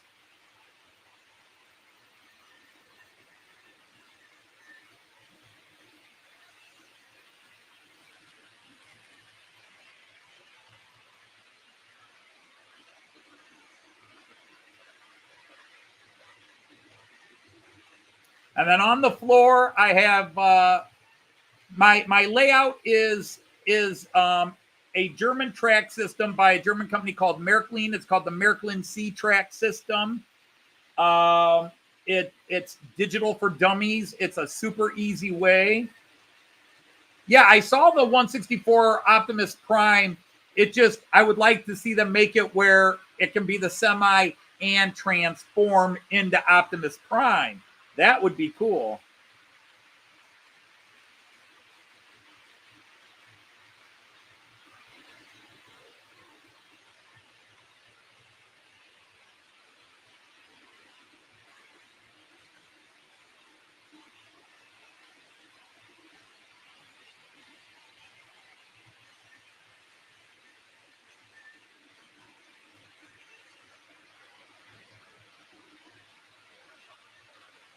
Es wäre echt prima. Es wäre echt prima, wenn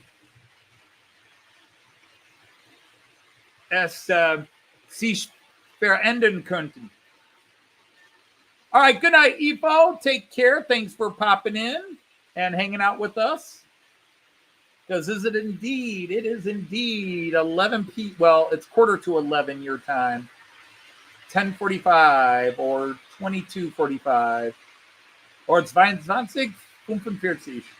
Or Viertel vor 11, Viertel vor 23 Uhr. But then you're Dutch, so why am I going German? But you were speaking German earlier, so.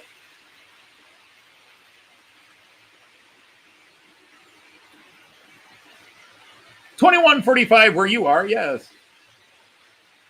Jada Toys celebrates its 25th anniversary. Are they only 25 years old? I swear Jada's been around longer than that. Because, I mean, I got out of the toy collecting business in the early, 2005, 2006 is when I really scaled back on, I had been slowing down from the late 90s into the 2000s. But by 2010, I had stopped toy collecting. And Jada Toys I just remember Jada Toys being around. Oh, from the Blue Danube. I've seen the Blue Danube from a few places. But I'm jealous anytime somebody is there because I'm here on the Muddy Maumee. You get the Blue Danube, I get the Muddy Maumee.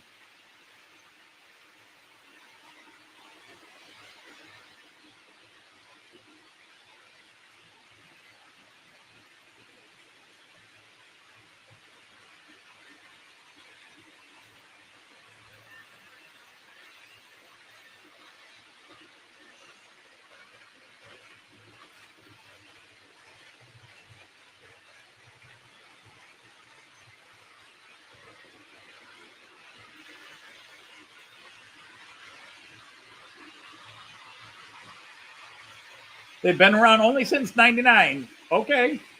Yeah, it just feels like, but all of that, as you get older, Dominique, als man alter wird.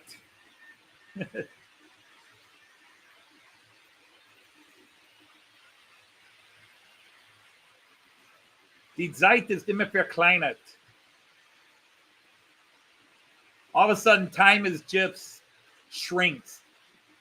Things that were 40 years ago blend with things that were 20 years ago. And it's like, really, was it only 20 years ago? And wow, was that 40 years ago? Some things feel longer ago and some things don't feel that long. But yeah, I remember Jada Toys. Jada Toys made a lot of stuff. When I was a toy collector, I was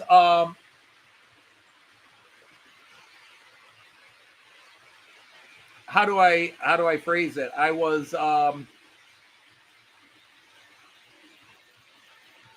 I worked as a second job, a job I got when my kids were little, which made them excited. I was a toy reviewer. And this company would send me boxes of toys and I would have to write reviews for their website. This would have been in the mid to late 90s. But they would send me a box of toys 3 times a year. And I'm talking a huge box. And anything I wrote reviews on, I could keep. Whether I wrote good reviews or bad reviews, as long as I wrote a review that they published, I got to keep it. I didn't get paid except by the toys. So there were a couple of years when Joyce and I didn't have a lot of money and Christmas was all these free toys we got. Oh, we got a bunch of Polly Pockets, and my one daughter really wasn't into Polly Pockets. Well, you're into Polly Pockets this year. Because I got a buttload of them. Oh, but man, I got micro machines and just all kinds. Some cool toys, some stupid toys.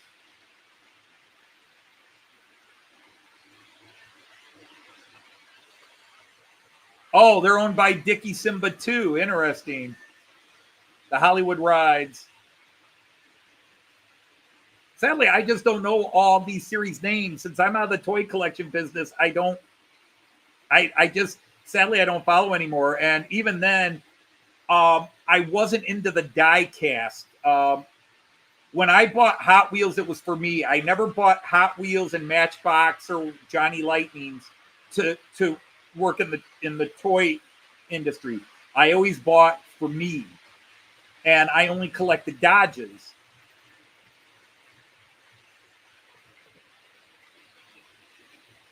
Or Beatles. If it had Beatles on it, I bought it.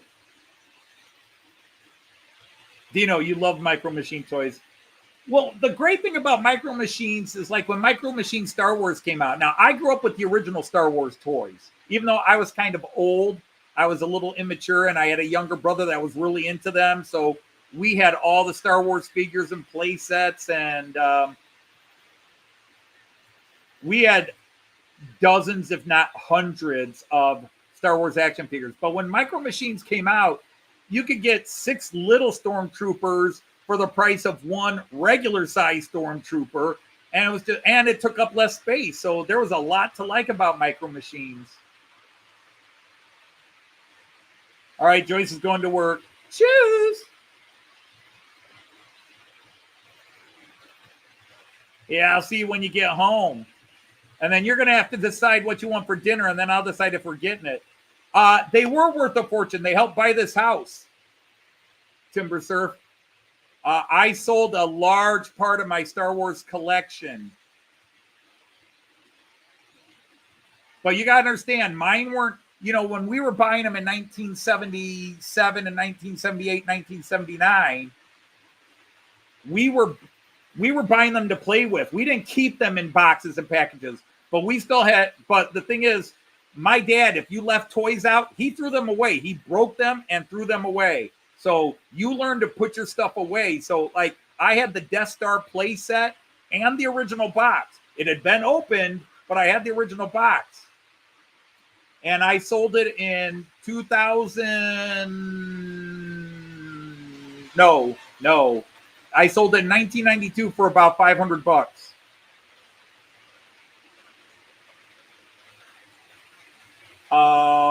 Which was a lot less than what it was worth even then, even as an open package, opened and played with. But we did. So I sold all my Star Wars stuff because we needed additional money to buy the house. We didn't quite have enough for the down payment. And so actually we had enough for the down payment. We didn't have enough for the closing costs.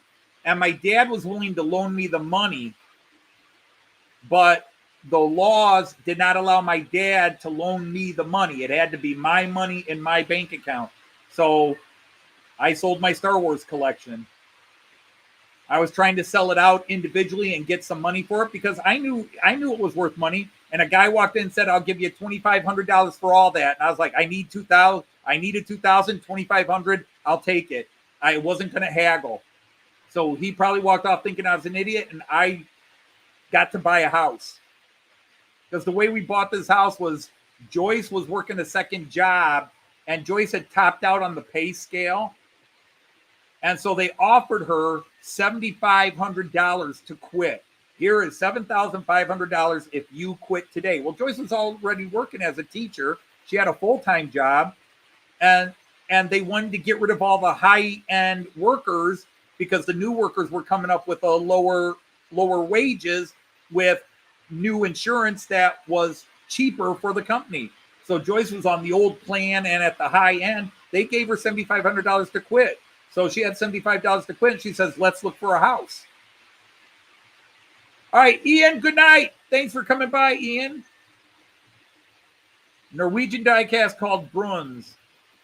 Well, I would say, obviously, you know about them. I didn't know about them. I never heard about them, but good for Norway. Bruns. I know people with the last name Bruns.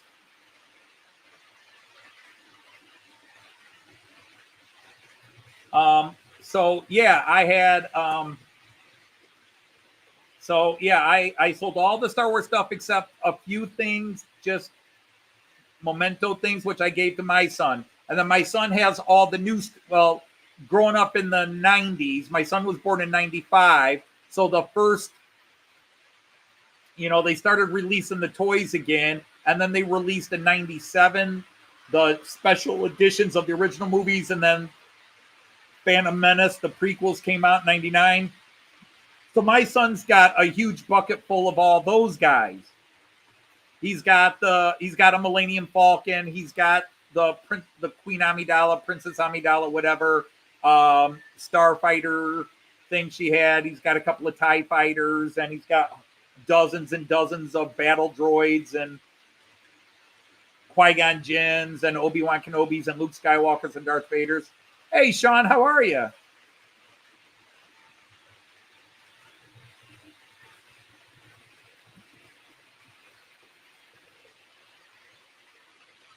But my most expensive collection was my Beatles album collection. I had the American Beatle albums, but I had first releases of all their American albums, including the original Baby Butcher cover album for the album Yesterday and Today, which doesn't exist in the UK. They just took stuff off of Help and Rubber Soul and then some singles because the Beatles never put their singles on the albums. And they just, they would always pull a couple of songs off of each album and make an additional album. All the UK albums had 13 or 14 songs. All the American albums had 10 to 12 songs. And plus, the first American album was actually the second album released in the UK. And then but I had all that. But unfortunately, I was away at university, and my bedroom at my parents' house was in the basement. Except you could fit my bedroom about 40 times in this basement. Okay, maybe 15 times. And they had a nasty rainfall over 2 days, and the sewers backed up.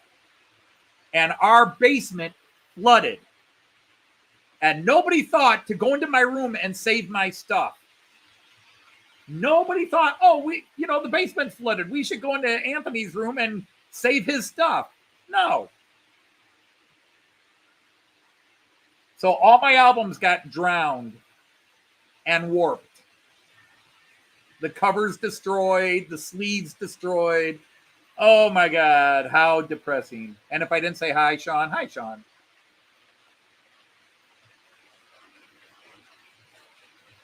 I also had baseball cards, which I sold in 1983. And to this day, I'm kicking myself in the butt. That was the stupidest thing I ever did. I had 25,000 baseball cards, 25,000 American baseball cards from the late 60s into 1982. And I sold my entire collection. Some guy offered me $500, and I thought this guy was an idiot, and I should have known better. And that's when I started getting into collecting, because somebody said, $500, you had this baseball card, and that was worth $700 by itself. I'm like, it was? I didn't know there was collectors and people out there. Everybody I knew had baseball cards, and we traded them back and forth. We put them in our bicycles and made funny sounds with them. But I had these great baseball cards, and my collection was probably worth $5,000 to $10,000. And this guy offered me $500. And I was just some stupid poor kid, like, $500 for my baseball cards? Take them. And after that, I learned, like, my comic books, I made sure I held on to those.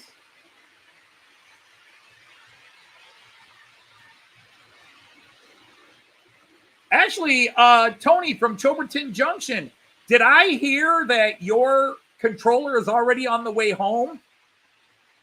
Somebody I thought I read somewhere said that your controller is coming home already. And by the way, Canadian Locomotive Logistics, if you haven't posted it yet, or I can do it real quick, post a link to your channel. Let's see. Canadian... no, that's not what I want to do.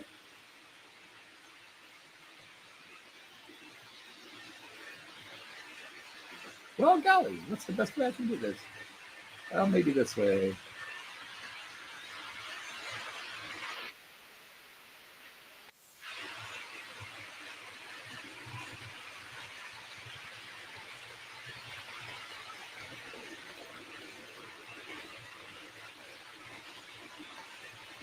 There it is.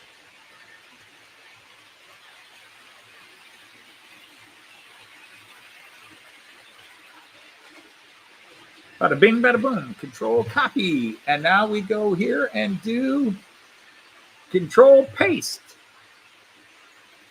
Enter.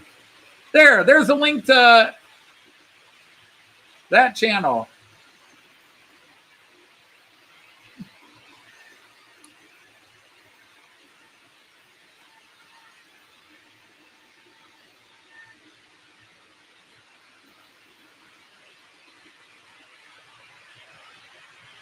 Yeah, I don't know why that camera was there now, but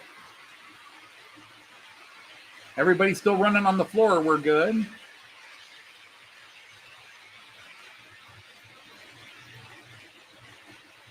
Huh. That was weird. I wonder why that was moved. All this time I've been talking up there, not noticing that was in the way.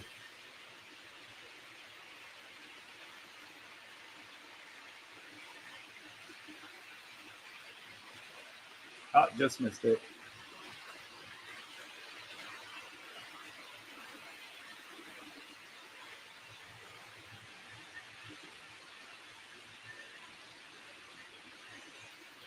That is a Czech Railjet.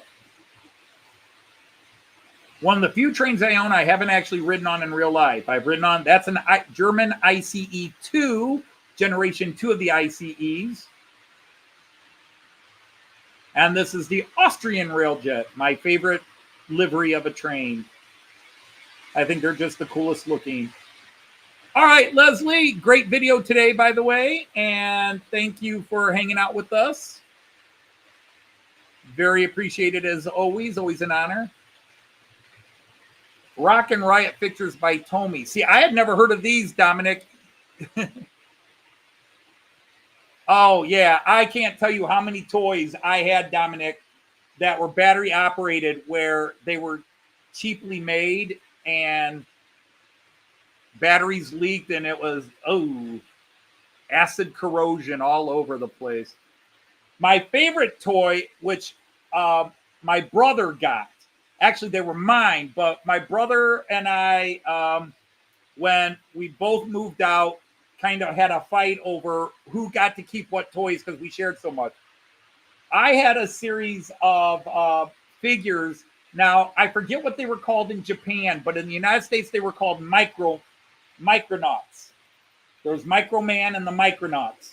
And I had a crap load of Micronauts, and my brother got those and let me keep the Star Wars. And even though I managed to sell the Star Wars for a lot of money, I missed my Micronauts. And now they're worth a fortune if you try to buy them again on eBay. So Kieran is taking off. All right, good night, Kieran. Sean lost his mojo. It happens. See, I should just use that excuse when people say, why haven't you worked on your layout in a couple of years? I lost my mojo. Or I started working on the Fowler car system again, and why aren't you working on it? I lost my mojo. Because people understand that, but I always give reasons like, well, I ran into a problem and I can't sort it out and blah, blah, blah. People are like, oh, yeah, just keep working it. I lost my mojo. Oh, all right.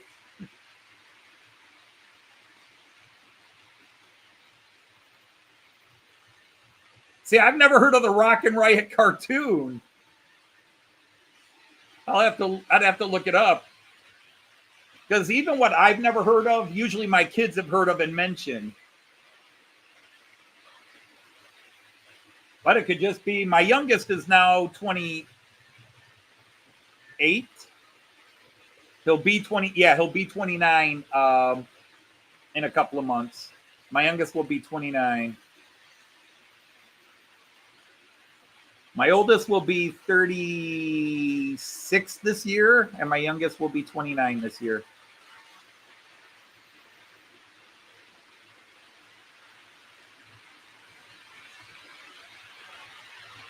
Oh, that's all right, Sean. It's a hobby. It's not a job. It's a hobby. And you can work on things and just get frustrated and need to walk away. Now, I've always said that if you've lost the mojo and it's bothering you, that if possible, go down just to run trains. Don't look at what you're trying to build. Don't look at what's the problem. But if you can run the trains, just run the trains. Pick your favorite train. I have always loved this train. My grandpa gave me this Loco. And just run that and remember why you love trains and don't get off. Because most people lose mojo because they're working on their layout and life stresses them and the hobby becomes a job. You're working on it. You got to work on this. Now, obviously, if you don't have power and the track's not working, and I know it's easier said than done, but I've always said that. The thing is, even if I lose my mojo for running trains between Cayenne and my live streams, I have to run my trains. And I do have phases where if it weren't for my live stream, I wouldn't be running my trains because I'd just be like, nah. But the flip side is I don't come down and run my trains by myself anymore because Cayenne wants me to run them on Tuesdays and Thursdays, although we haven't run as much lately. And then I got to do my Friday live stream. My biggest mojo is, I want to get this Fowler car system working. And a couple of months ago, I got it going and I was kind of happy with where I was getting. And then I hit a major snag and I hit a major snag with it anymore. And I'm just like, oh crap, it's effed again. And I just walk away from it. Now I just bought a new Fowler car and I'm hoping to go with it, but I'm also looking at Wiesmann's new turnout motors they have and thinking maybe I will just go with the Wiesmann turnouts and instead of trying to create a hybrid, just give up and go to the Wiesmann. I can still buy Fowler cars to work on it, pay the cheaper price for the Fowler cars, but get the Wiesmann motors instead of these annoying reed sensors that Fowler uses.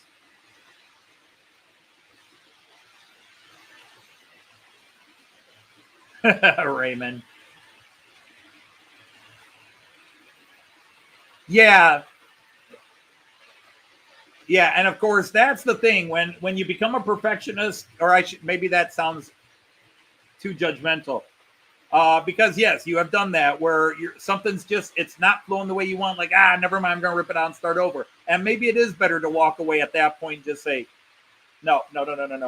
And when you're fighting that, I have DIY jobs in my house I should be doing, but I don't have the mojo to do it because I am fighting with myself, because I know a couple of them are major involved issues where I'm going to have to call a pro in, and it's going to cost me more money, and there might even be code violations from the previous owner,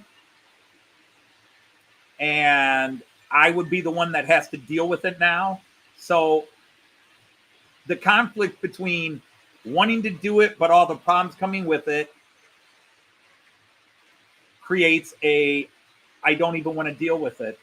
So I get where that's coming from, where you start going, I'm going to rip it out. No wonder DHL delivers.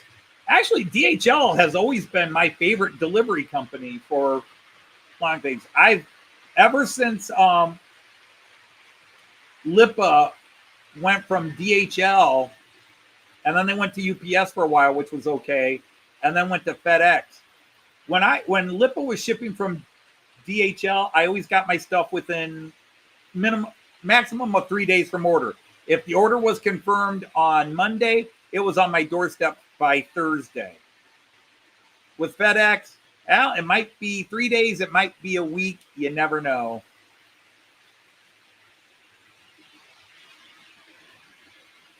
The scenery you could do with the layout is unimaginable. That's part of my problem, is because I'm trying to do a very specific city.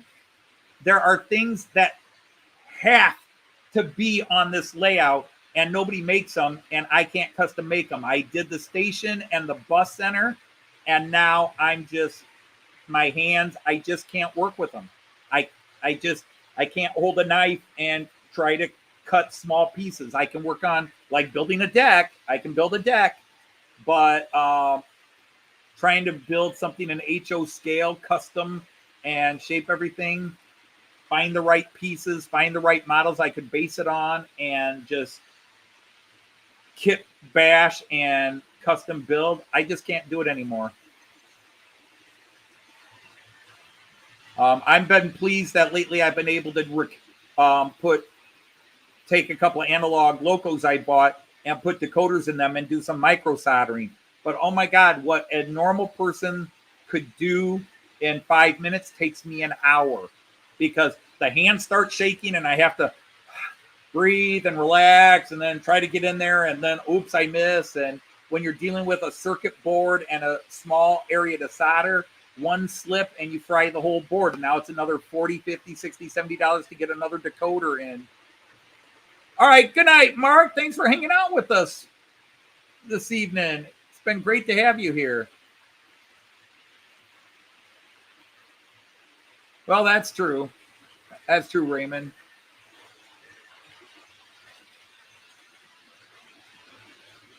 Hot Wheels only gave you Chelsea's car from Kickline. Okay.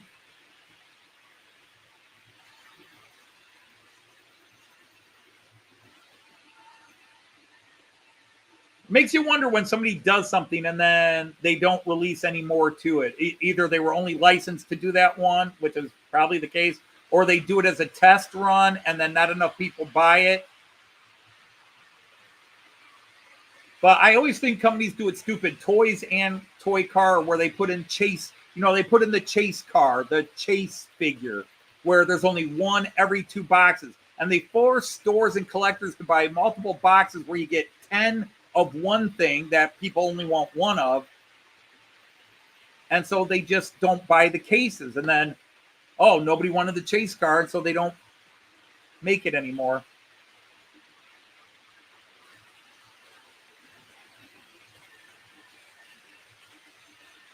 Exactly. Everybody's got their thing. I mean, I've talked about this many times, but I hope you all understand where I'm coming from. I'll go to the multi-view here and let you guys see everything. Or if you're on your camera, you can't see anything. You're on your phone, I mean. I feel guilty when I talk to a lot of trained people and they see my layout and they're like, oh my God, if I had that much space. I feel guilty about it. I shouldn't, but I do. Because when some guy For example, my friend Christopher, he's got one room where he can put trains, and he can only put like a little shelf thing, so he can only get maybe a 3 foot by 8 foot board or a 2 foot by 8 foot board. That's all he has space for. And I sit there and I just wish, oh my God, if only Christopher could get enough room to put a nice layout up, because he would like to. But so I do feel guilty for that. So what, Kenner gave you everything. That's cool. You got to go find your Micronauts. Oh man, I love the Micronauts. Those were so cool. But I forget what they were called in Japan. Was he Micro Man? Because it started off with Micronauts and they had these cool little play sets and vehicles, and then they expanded it, and you had Space Glider and the Combat Soldier, and the Acroyers were the villains. You had Baron Karza and Lord Oberon, the two leaders. And the thing is, all their parts were interchangeable. You could take Baron Karza's head off and stick it on Lord Oberon, and take the legs and switch them. They were all kind of magnetically attached. And for early 70s, that was very cool. So you could create new characters just by mixing and matching all the different things. You could take Baron Karza's torso and stick it on his horse's thing. It was a really cool, and the play sets were really cool. And then they expanded it. You had the Pharazoids, which were these time-traveling Micronauts. Oh, thank you, Andy 1E. We're running an ICE-2 and an ICE-1. And neither one of them have run in months. And I think when I test ran them last night and today, they were showing they hadn't run in a long, long, long time. But boy, they've loosened up here.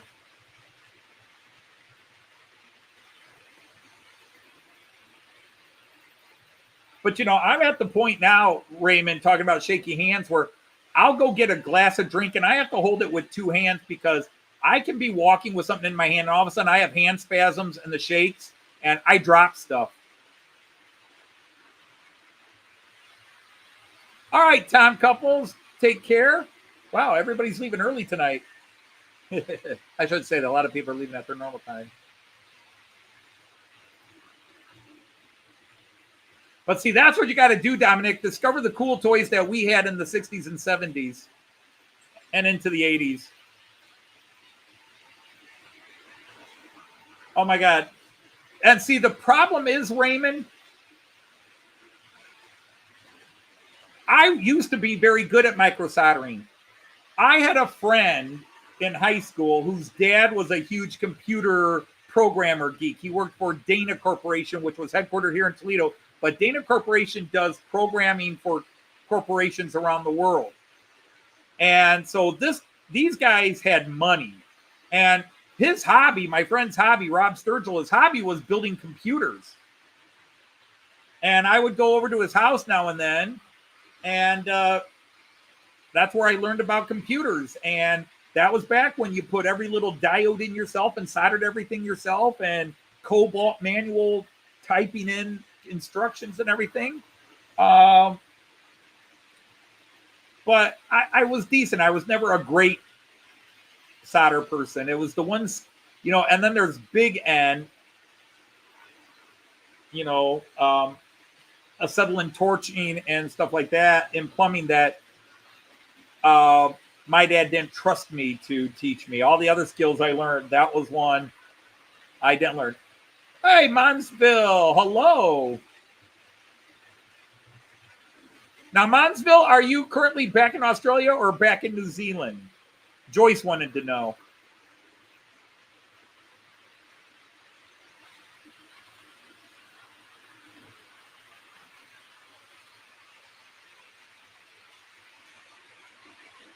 Joyce asked me when we watched your video yesterday, I think it was.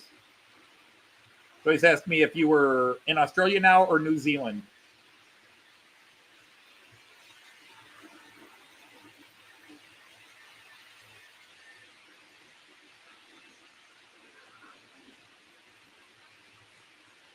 You're in Aussie land. And speaking of which, Dino, where were you? You were sharing some pictures. Where were you and your family? Oh, that's right. You were in Liverpool.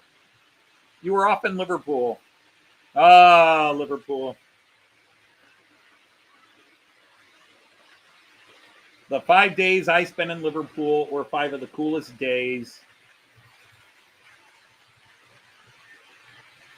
And speaking of Jim from Hover Motion earlier, Jim is actually working in Liverpool right now. His company is helping rework and doing work in the executive suites at Anfield Road, you know, the stadium at Anfield Road. You were at Liverpool Comic Con. Oh, I should go to a Comic Con again. Joyce and I would go to Comic Cons because toys, comics, they all interspersed and had different shows in the year.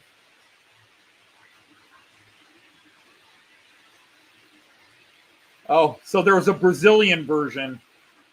Now, Dominic, would that have just been the same original toys but released through a Brazilian company, just like Kenner released all the Star Wars toys and the G.I. Joe was released as Action Man in the UK by Palitoy?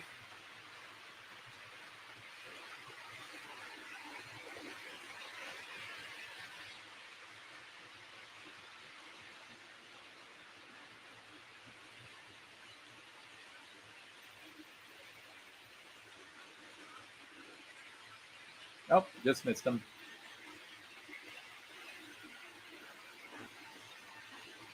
But yeah, that ICE2 started the day off running not great, but now it's running great. You know what I should do is move that camera. Let's move it over here. There, and hide that mess back there. There, I'll just move that camera and hide the mess.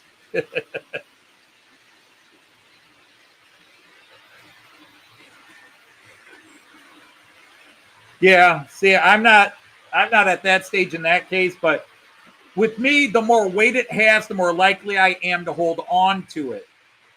The less weight it has, the more likely my hand is to suddenly spasm and it goes flying.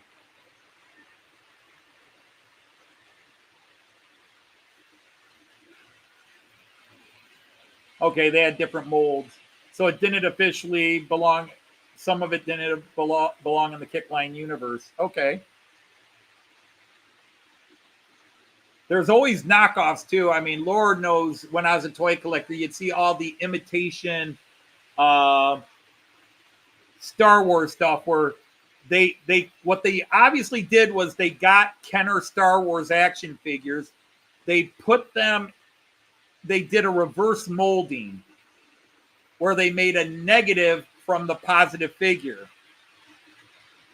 And then they would just fill them with whatever cheap plastic they used and then paint them different colors. So that kind of looks like a Han Solo, but you know, they would change it just enough maybe to avoid international lawsuits. But oh my God, they were so bad. Well, hello, Closet Branch. Welcome in. Or welcome forward if you've been hanging in the background.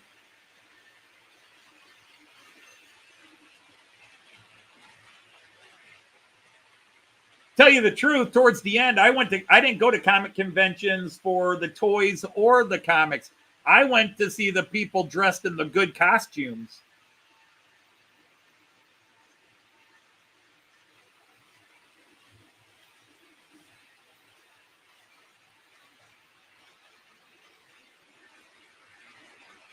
A big black square on the screen? Where?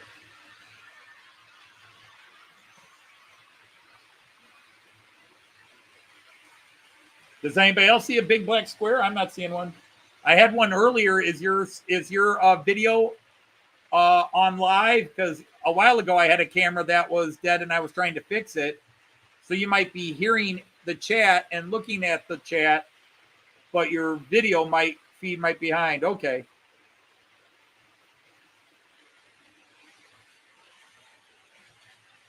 Had a cheetah vehicle that was painted blue. Okay. Kicklino.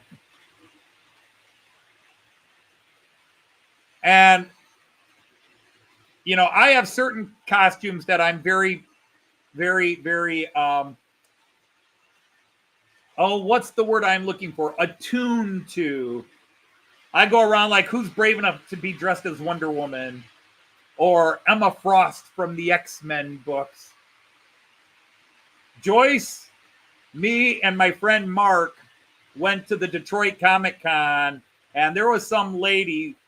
Well, there were two ladies, one dressed as Emma Frost from X-Men in about as skimpy the costume you could get away with. And another one was dressed as Power Girl from DC Comics.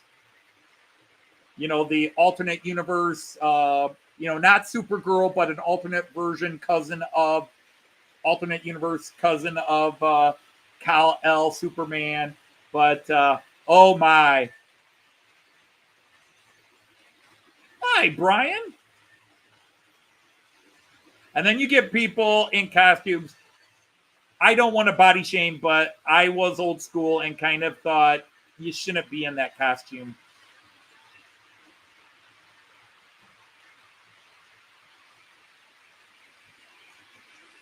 This is going to be very rude. I won't even say it. It would probably offend because I don't want to body shame. But like I said, in a couple of cases, there were people in costumes they really shouldn't have been in.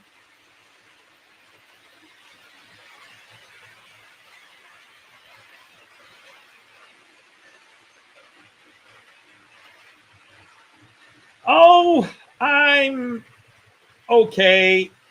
My live feed has had its small bit of troubles.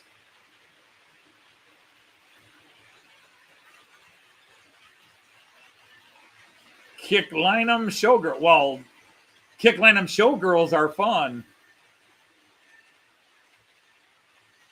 Yeah, you always get a Slave Leia or two. You always get a Princess Leia, and usually it's Slave Leia. Because there are women who go to these shows because they want you to take their photograph and get them, and they'll even mention their TikTok channel or, you know, whatever. But yeah, it's there's definitely some. There's definitely and then there are just creative people. My daughters, but especially my younger daughter, she did cosplay and she made all her own costumes. And she is amazing. Both my daughters are amazing seamstress and tailors. They can make it. Now, in some cases, they need a lot of time because they are perfectionists and will take their time to get it right. But they've done a lot of great costumes. And they would do comic book characters, video game characters, anime, manga characters. And I would have no idea, who are you this year? And they would be like, oh, it's this character from this manga or this character from this anime. But by golly, they would walk in and everybody knew them. They would do characters from video games. Like my daughter one year did, she did a character from this game called Dragon Age, and she got a lot of compliments on it. A lot of people recognized the character from, and I've even played the game Dragon Age, but I think she did it from the second or third Dragon Age. But boy, when she went to that Comic-Con, people were like, awesome. The only time I dressed up in public wasn't to a Comic-Con, but I dressed as Adam Ant about 7 years ago and went to an Adam Ant concert. But I did Adam Ant in his Dandy Highwayman costume. Because I saw Adam Ant in 1980 and saw him perform Stand and Deliver Live. I saw him in 80 and 81, and then in 82 when he went solo with Goody Two Shoes.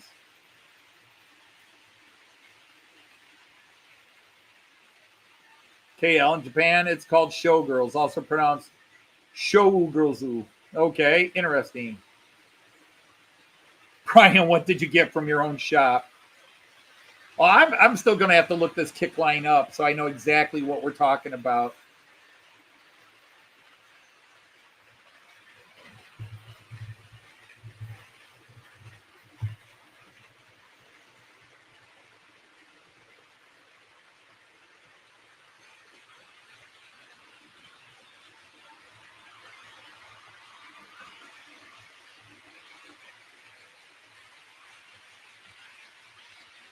Well, the problem is as you say kick line, it becomes stuff about the Rockettes.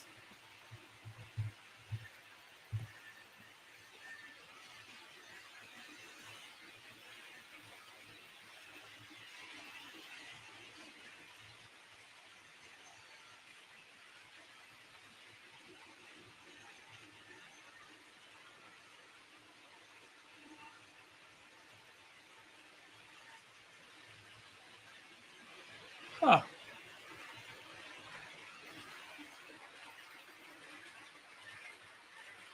Weird. Very weird. Oh, I'm trying.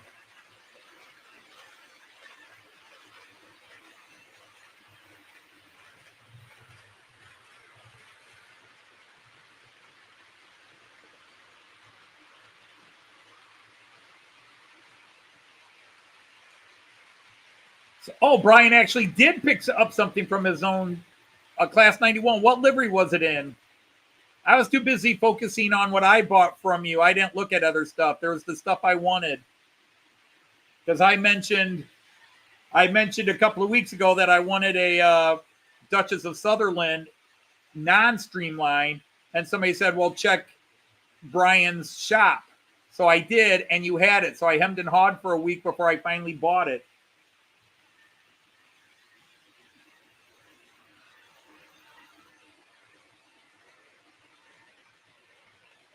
Spy Family, Swallow Livery 91. Okay, see, I could have done that. I could have done that one, especially if it would have gone both ends.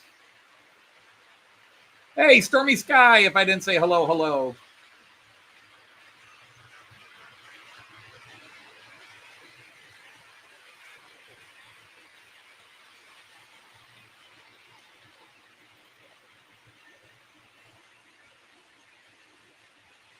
I'll have to go double check that because I guess I did not connect.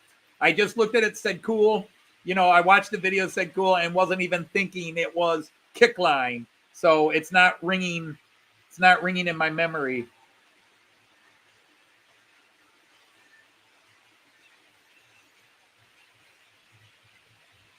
Oh, I've got to lose some weight again. I got down to 222 pounds, and now I'm about 237. I haven't been working out or exercising for a while. And if I'm going to be hiking around Australia, I need to get back in shape. Good timing for that. Got a 3-way meetup, which is the most I can have on that side. On this side, we have a no-lane meetup, but we're about to get a few.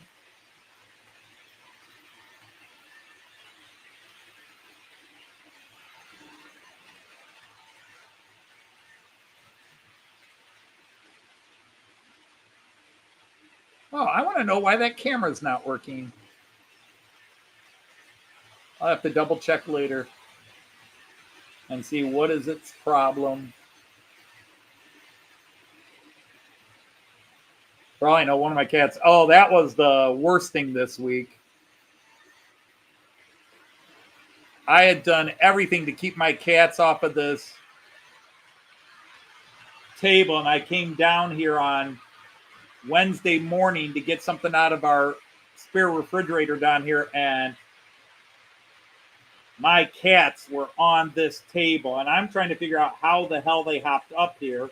And well, somebody had pulled one of the chairs on the side out, and they probably hopped up in that and hopped up. They did a little bit of damage I fixed, but oh my goodness. If I had a shotgun, that cat would have been splattered against the wall. The problem is to deactivate it and reactivate it in OBS, Graham, would mess up my virtual cam because that's what I have done. I did try that while I was live. Sometimes it works with certain cameras. Some cameras it doesn't work.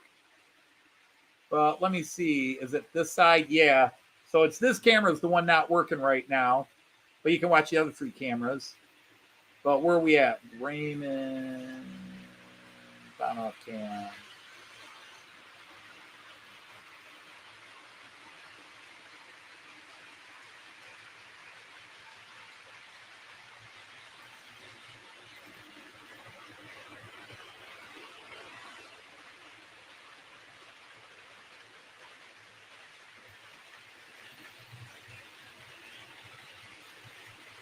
Yeah, it's not working. So I'm going to have to see. They may have unplugged it behind my computer here or something, or I'm just going to have to trace its wire and figure out why it's not working.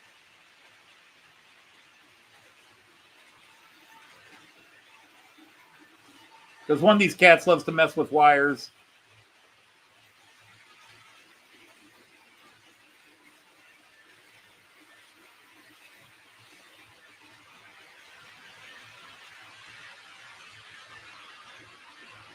Oops. It's on 3 different.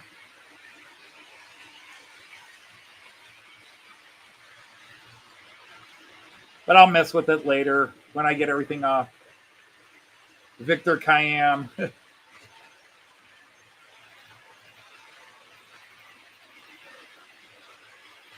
Now the question is, since it's your shop, did you actually buy it or did you give yourself the owner's discount?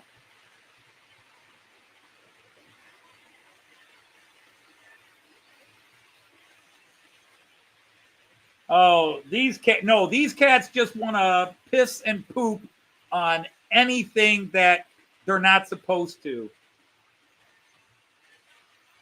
I have never disliked 2 animals the way I dislike these 2 cats. They're rescue cats. We've had them for 3.5 years, and they have never assimilated into this house. They were feral rescues. They lived with one guy who dropped dead on them, and then they went to a shelter again, the shelter that he got them from. He had them for about a year, and he died, and so the cats came back to the shelter, but they had been feral, and they rescued them, sold them to this guy. He died, but now I look back, I'm not convinced these cats didn't kill him.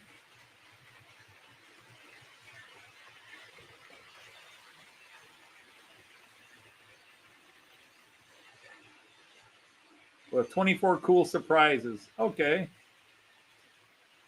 Der neue Kicklein Adventskalender mit 24 tollen Überraschungen.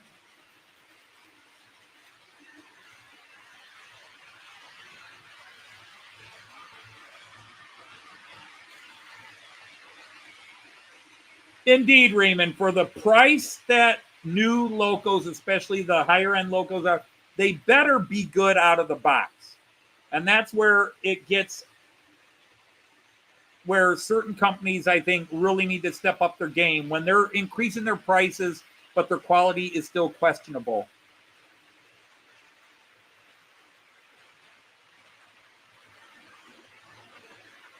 But I'm sure if I rebooted my entire computer, the camera would start working again. I just didn't check my cameras before I went live. I checked everyone, but when I saw the internet issues, I stopped working on the cameras. And to be honest, that was the only camera. Now that I think of it, that's the only camera I stopped right before I went to that camera.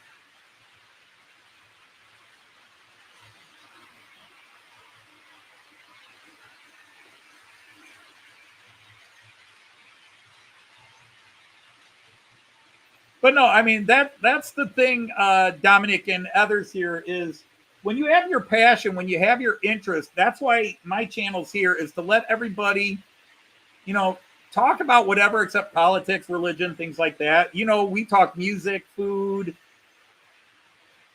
beautiful women, ugly men, our other hobbies, anime and manga, Star Wars, because you got to have a place where you feel you can talk about your things without feeling like an outsider, hence the name of my channel.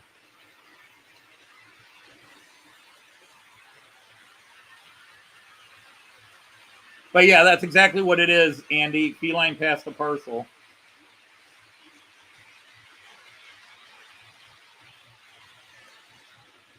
And that's why my channel has evolved or devolved, depending on your point of view, because once I became comfortable on this channel,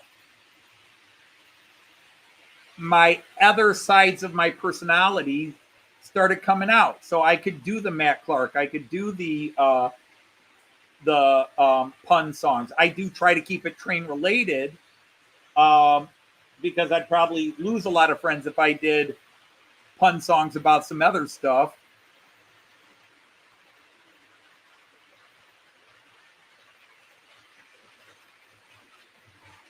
No, we have bald eagles in our neighborhood.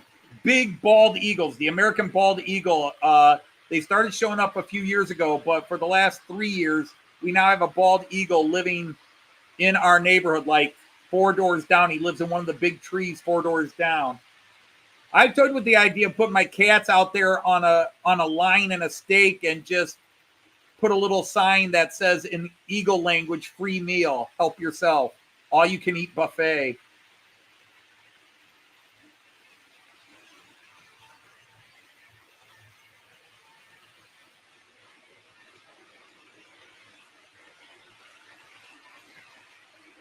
Well, at the risk of sounding differential story, being in Wisconsin, I would not have been as surprised that, hey, you've got bald eagles.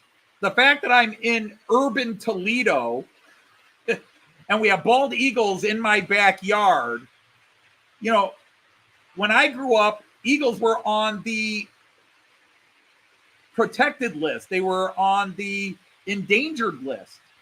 And you could only find them in parts of the Northwest, Canada, and Alaska. And then they put them on the endangered list where you couldn't touch them or do anything. And over the last 40 years, they have just spread across the country. So now they're everywhere. I don't know if they've hit the East Coast yet, but 5 years ago, we didn't have bald eagles in Toledo, and now we've got a bunch of them, including the one in my neighborhood.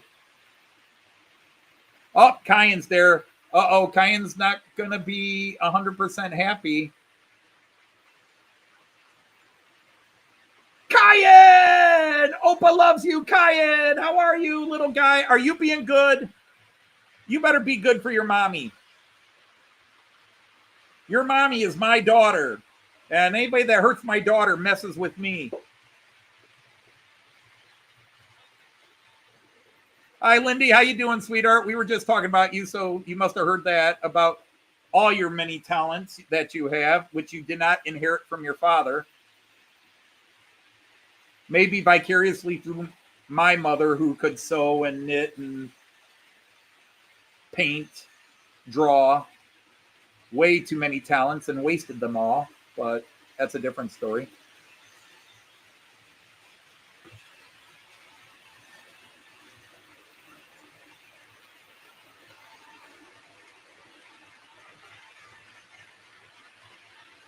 You're a bald eagle.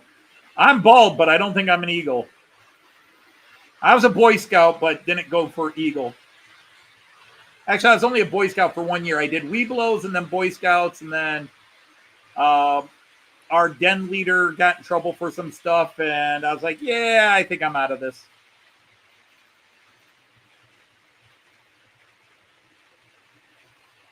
Well, 2 out of 3 men suffer baldness issues from losing just a little bit back here to full-headed baldness. 2 out of 3 men. 7 out of 10 men have 8 out of 10 men have receding hairlines, lose hair. All men lose some level of hair. Now, my grandfather on my mom's side, my grandfather Reitz, he died with an Elvis Pompadour haircut. Gray, but he had a full head of hair, and he had it up and back. He looked like an old Elvis, except he was skinny. You're more of a shite hawk?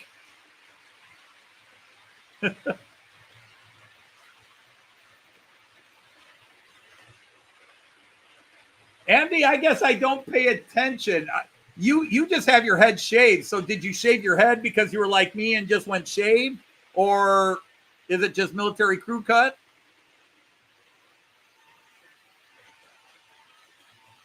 Had an amazing afro. I had, when I was a kid, I had to wear a crew cut. My dad was old school, and we wore our hair short. No long-haired hippie, blah, blah, blah, boys in his family. And the first time I was allowed to grow my hair down to my ears or having hair at my ears, I was 12 years old, and my dad lost his job and was unemployed for a year, and he couldn't afford to send me to the barbers. And so like every 2-3 months, he would drive me over to my Uncle Dale's, but my hair would grow in between. And finally, he just gave up. So I was in 8th grade when I finally actually was allowed to grow my hair below my ears and down to my collar. Now, I went to a high school where our hair had to be cut. It had to be above the bottom of the ear, so you could have it down to the ears, and it had to be above the cuff of your shirt. You know, the collar of your shirt, I should say. It had to be above the collar of your shirt. So, yeah, we had that.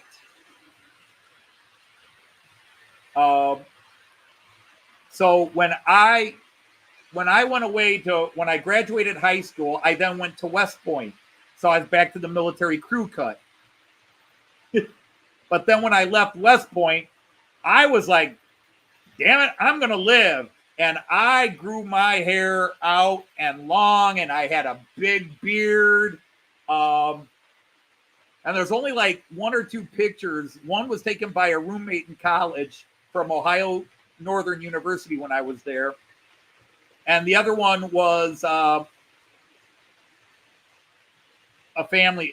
Somebody in my family had it, where I just had this big scraggly beard and this really long hair, because I was like, you know, I knew I was going to go bald because Dad, Grandpa, Uncle Dale, everybody was bald. It was just, if you were Dodge, you were going to be bald. And so I just let it go. And then I got called on the phone call that led to Joyce and me meeting on a blind date. I came running into Toledo, and I ran upstairs and I said, Mom, I need to cut my hair fast. And I came running in the house, cut my hair, trimming my beard,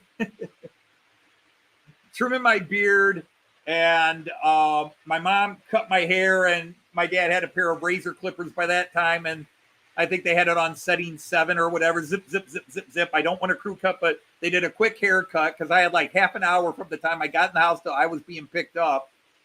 And I had to find one of my old jacket and ties from high school. So I had to do all this.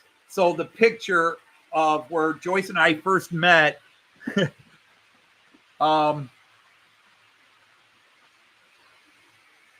yeah, that's what I use. Andy, I'm a number 2. When I cut my hair and trim my beard, it's number 2. I want to see if I can bring this picture in. Let's just go to let's go to a good camera to watch some trains while I look for this picture. Yeah, let's go to the long view. Let's go to this picture again for a bit. And I'm going to add image. Okay. Browse. Documents.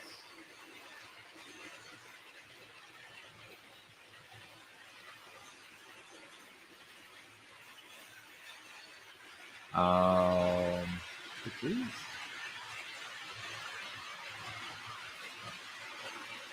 Yeah, here it is. Okay. So I've shown this picture to you all before, but this was me and Joyce. This was Joyce and I 2 hours after we saw each other for the first time. Our first date, we were both on a blind date. She knew I was going to be on the date, but she didn't know me. I didn't know she was going to be on the date. Somebody else was supposed to be on the date and canceled out. I was filling in for a boy who canceled out, and then the girl whose boyfriend canceled out on her canceled out. So I already had tickets bought for me. Joyce came in. So I had come in, and my mom did a quick shave, and I just took barber scissors and trimmed my beard and then used my dad's clippers. But I looked much scragglier 3 hours before this picture was taken. I don't know if it's a great photo. Because Joyce and I both have deer in the headlights. We are both looking like, what the hell are we doing here? Joyce is in a borrowed dress. I'm in a suit that I just threw together because my mom had boxed up all my clothes. I had moved away to college, went to West Point and then to Ohio Northern University before I moved back to Toledo. And I just grabbed in the dark. This tie goes with this jacket. These slacks go with this jacket. And it really didn't quite work, but it was dark enough. Nobody was going to see the colors didn't quite work well. But we had deer in the headlights. Now, a better picture is this one. This picture is 5 months later. And now I've shaved off the beard, which I quickly grew back. This is Joyce high school prom. Again, I'm at university. Joyce is still in American high school. That's a much better picture. These are two people that have now been dating for 5 months and are, by this time, we're in love. We love each other. We're dating. We're a couple. We are clearly a long-term couple.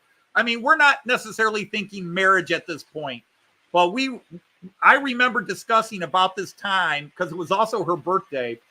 I remember discussing at this time that we both talked about we're in a long-term relationship. I mean, we're not even thinking of breaking up. We're going to be together a while and maybe permanently.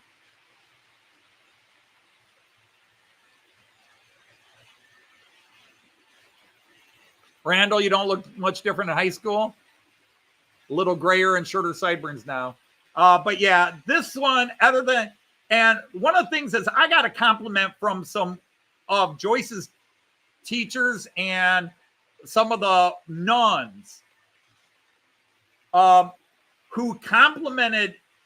They went to Joyce and they said, who's your date? She says, well, that's my boyfriend, Anthony. And they said, they told Joyce he's very handsome. And they said he wears a tuxedo well. They said most boys, when they put on a tuxedo, they look like gorillas that have been dressed up. They said he wears a tuxedo like he knows how to wear a tuxedo. And this is my first time ever in a tuxedo, but I had lost a lot of weight. I was in great shape. I was feeling good. Joyce is an amazingly beautiful woman. She still is as stunningly beautiful today as she is in that picture. I just wish we still had that dress. Oh, the fun I could have now that we didn't have then. I'll leave your minds to that. And then, of course, right after this picture, I grew my beard back. Actually, I grew a beard back. And then the last picture I'll embarrass myself with, or we'll do this. Let's delete image one more time. Let's go. Oh, it looks like Mallard has stopped again. Darn you, Mallard. What's your problem? I'm just going to leave it stopped. I'm tired of dealing with it today. Let's add one more picture. Add image. Okay. Browse. And then which one? Okay, I'll go this one. Whoops.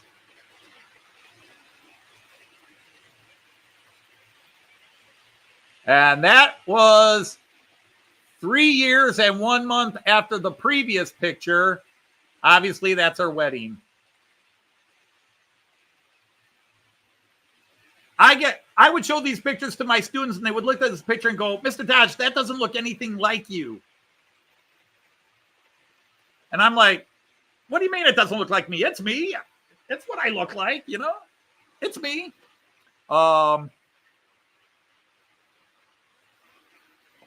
Yeah, my 70s cop mustache. And by the way, this is the last time I did not have a beard.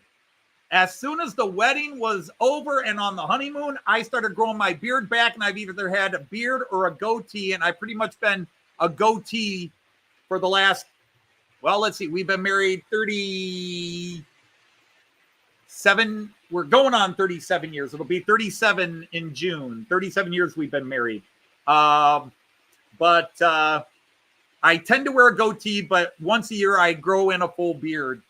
Usually around the start of winter. But yeah, that was our wedding pic.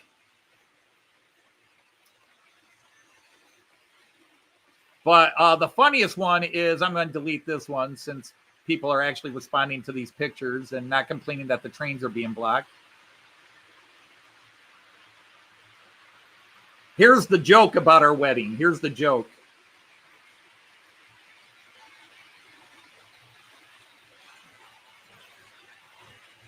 I don't know if you guys will be able to see this.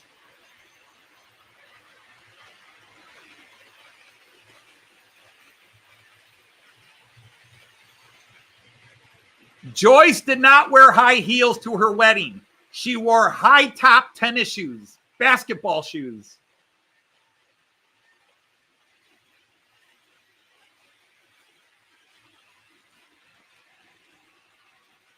A week, 2 weeks before our wedding, 2 weeks before our wedding, Joyce and I were in a co-ed softball league, and a dude was illegally wearing metal spikes on his shoes. In softball, you're not to wear metal spikes. You're not to have cleats.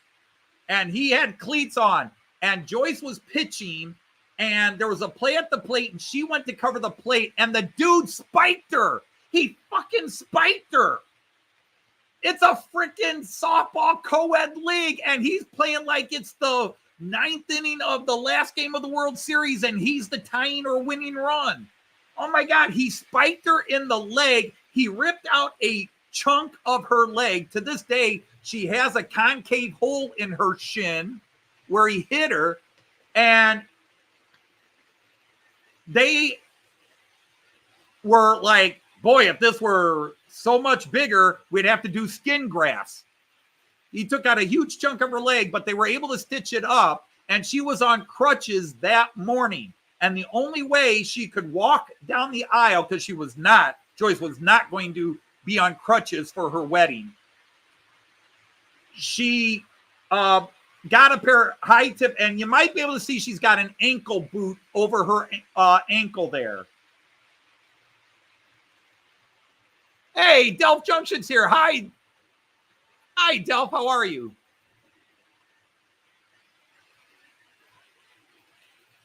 But if you actually look close in this picture, you can see the bald spot just beginning. You can actually see it in that picture, just beginning.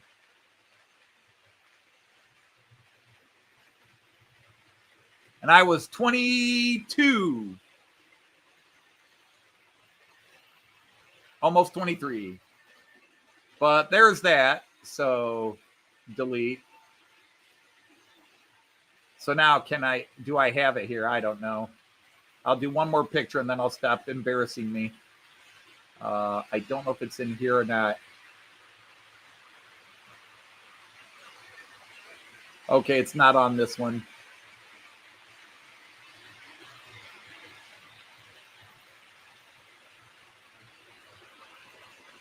And this was us a few years ago at my daughter's wedding.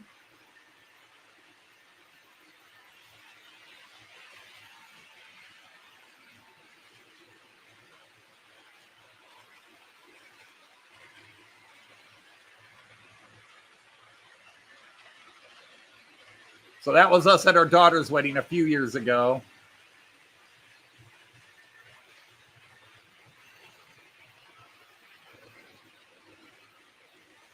But, it is getting that time. Darn. And I was going to try to do one more picture.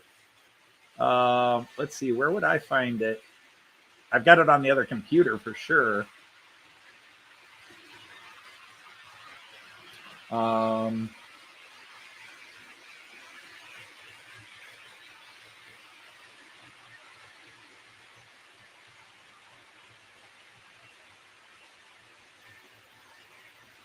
I'll have to look at that later. But anyhow, let's go back to, because it's 6 o'clock. But I don't have Joyce nagging me for dinner and having to get off, so I'll go a couple of minutes overtime. Let me see.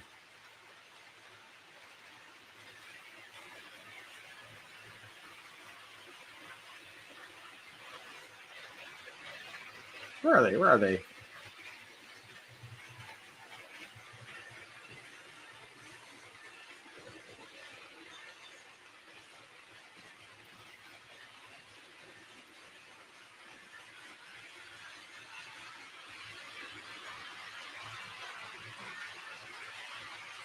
Huh.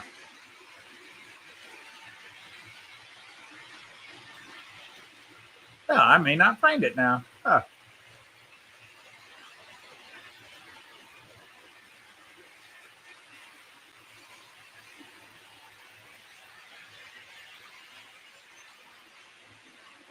Ah, here it is.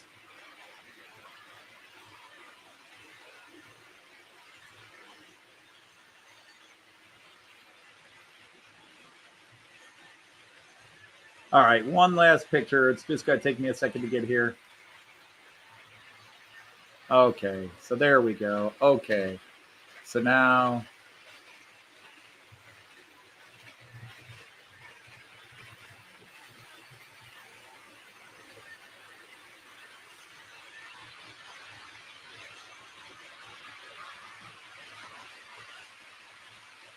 So here we go. One last image, and then I'll call it.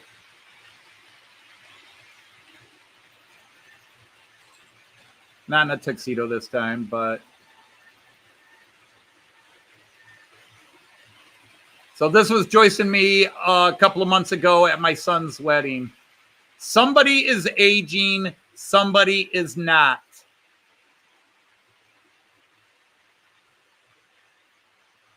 One of these two keeps getting older, and one of them has a painting in a tarp that's getting older.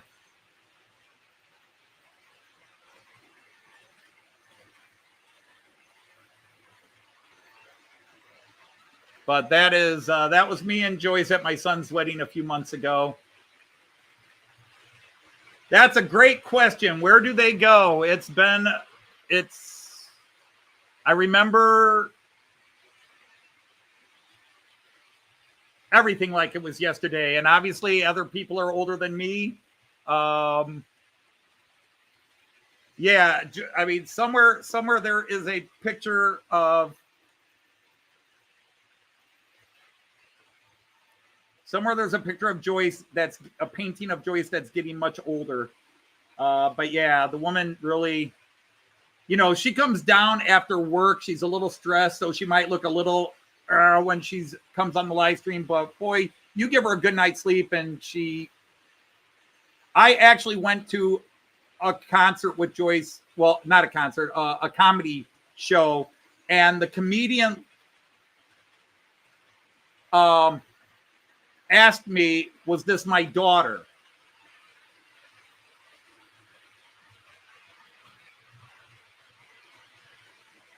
And he wasn't being funny, because when I said, "No, we've been married," he says, "What are you, from Kentucky, and you married her when she was 10?" I was like, "No, she's a year and a half younger than me." But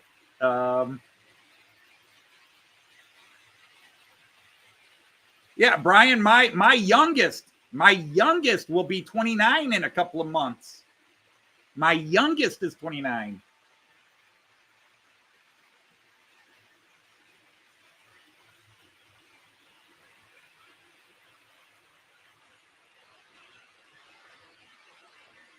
But anyhow, oh, let's let you get up the hill. I hate to stop you on the incline. And good enough. We'll just do an all stop. All stop.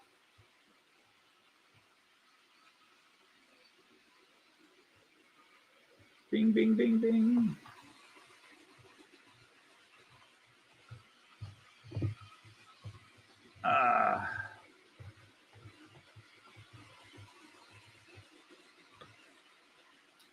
That's not quite everybody yet.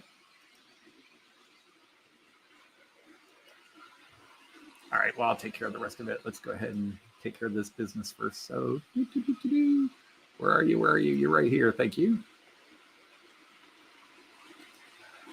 All right, everybody. It is that time once again. So I want to thank all of you from the bottom of my heart for once again taking this journey. Eventually, some of you will decide this channel is too boring. We're just the same old show every week. But for those of you that stick it out every day, every Friday, we want to thank you for that.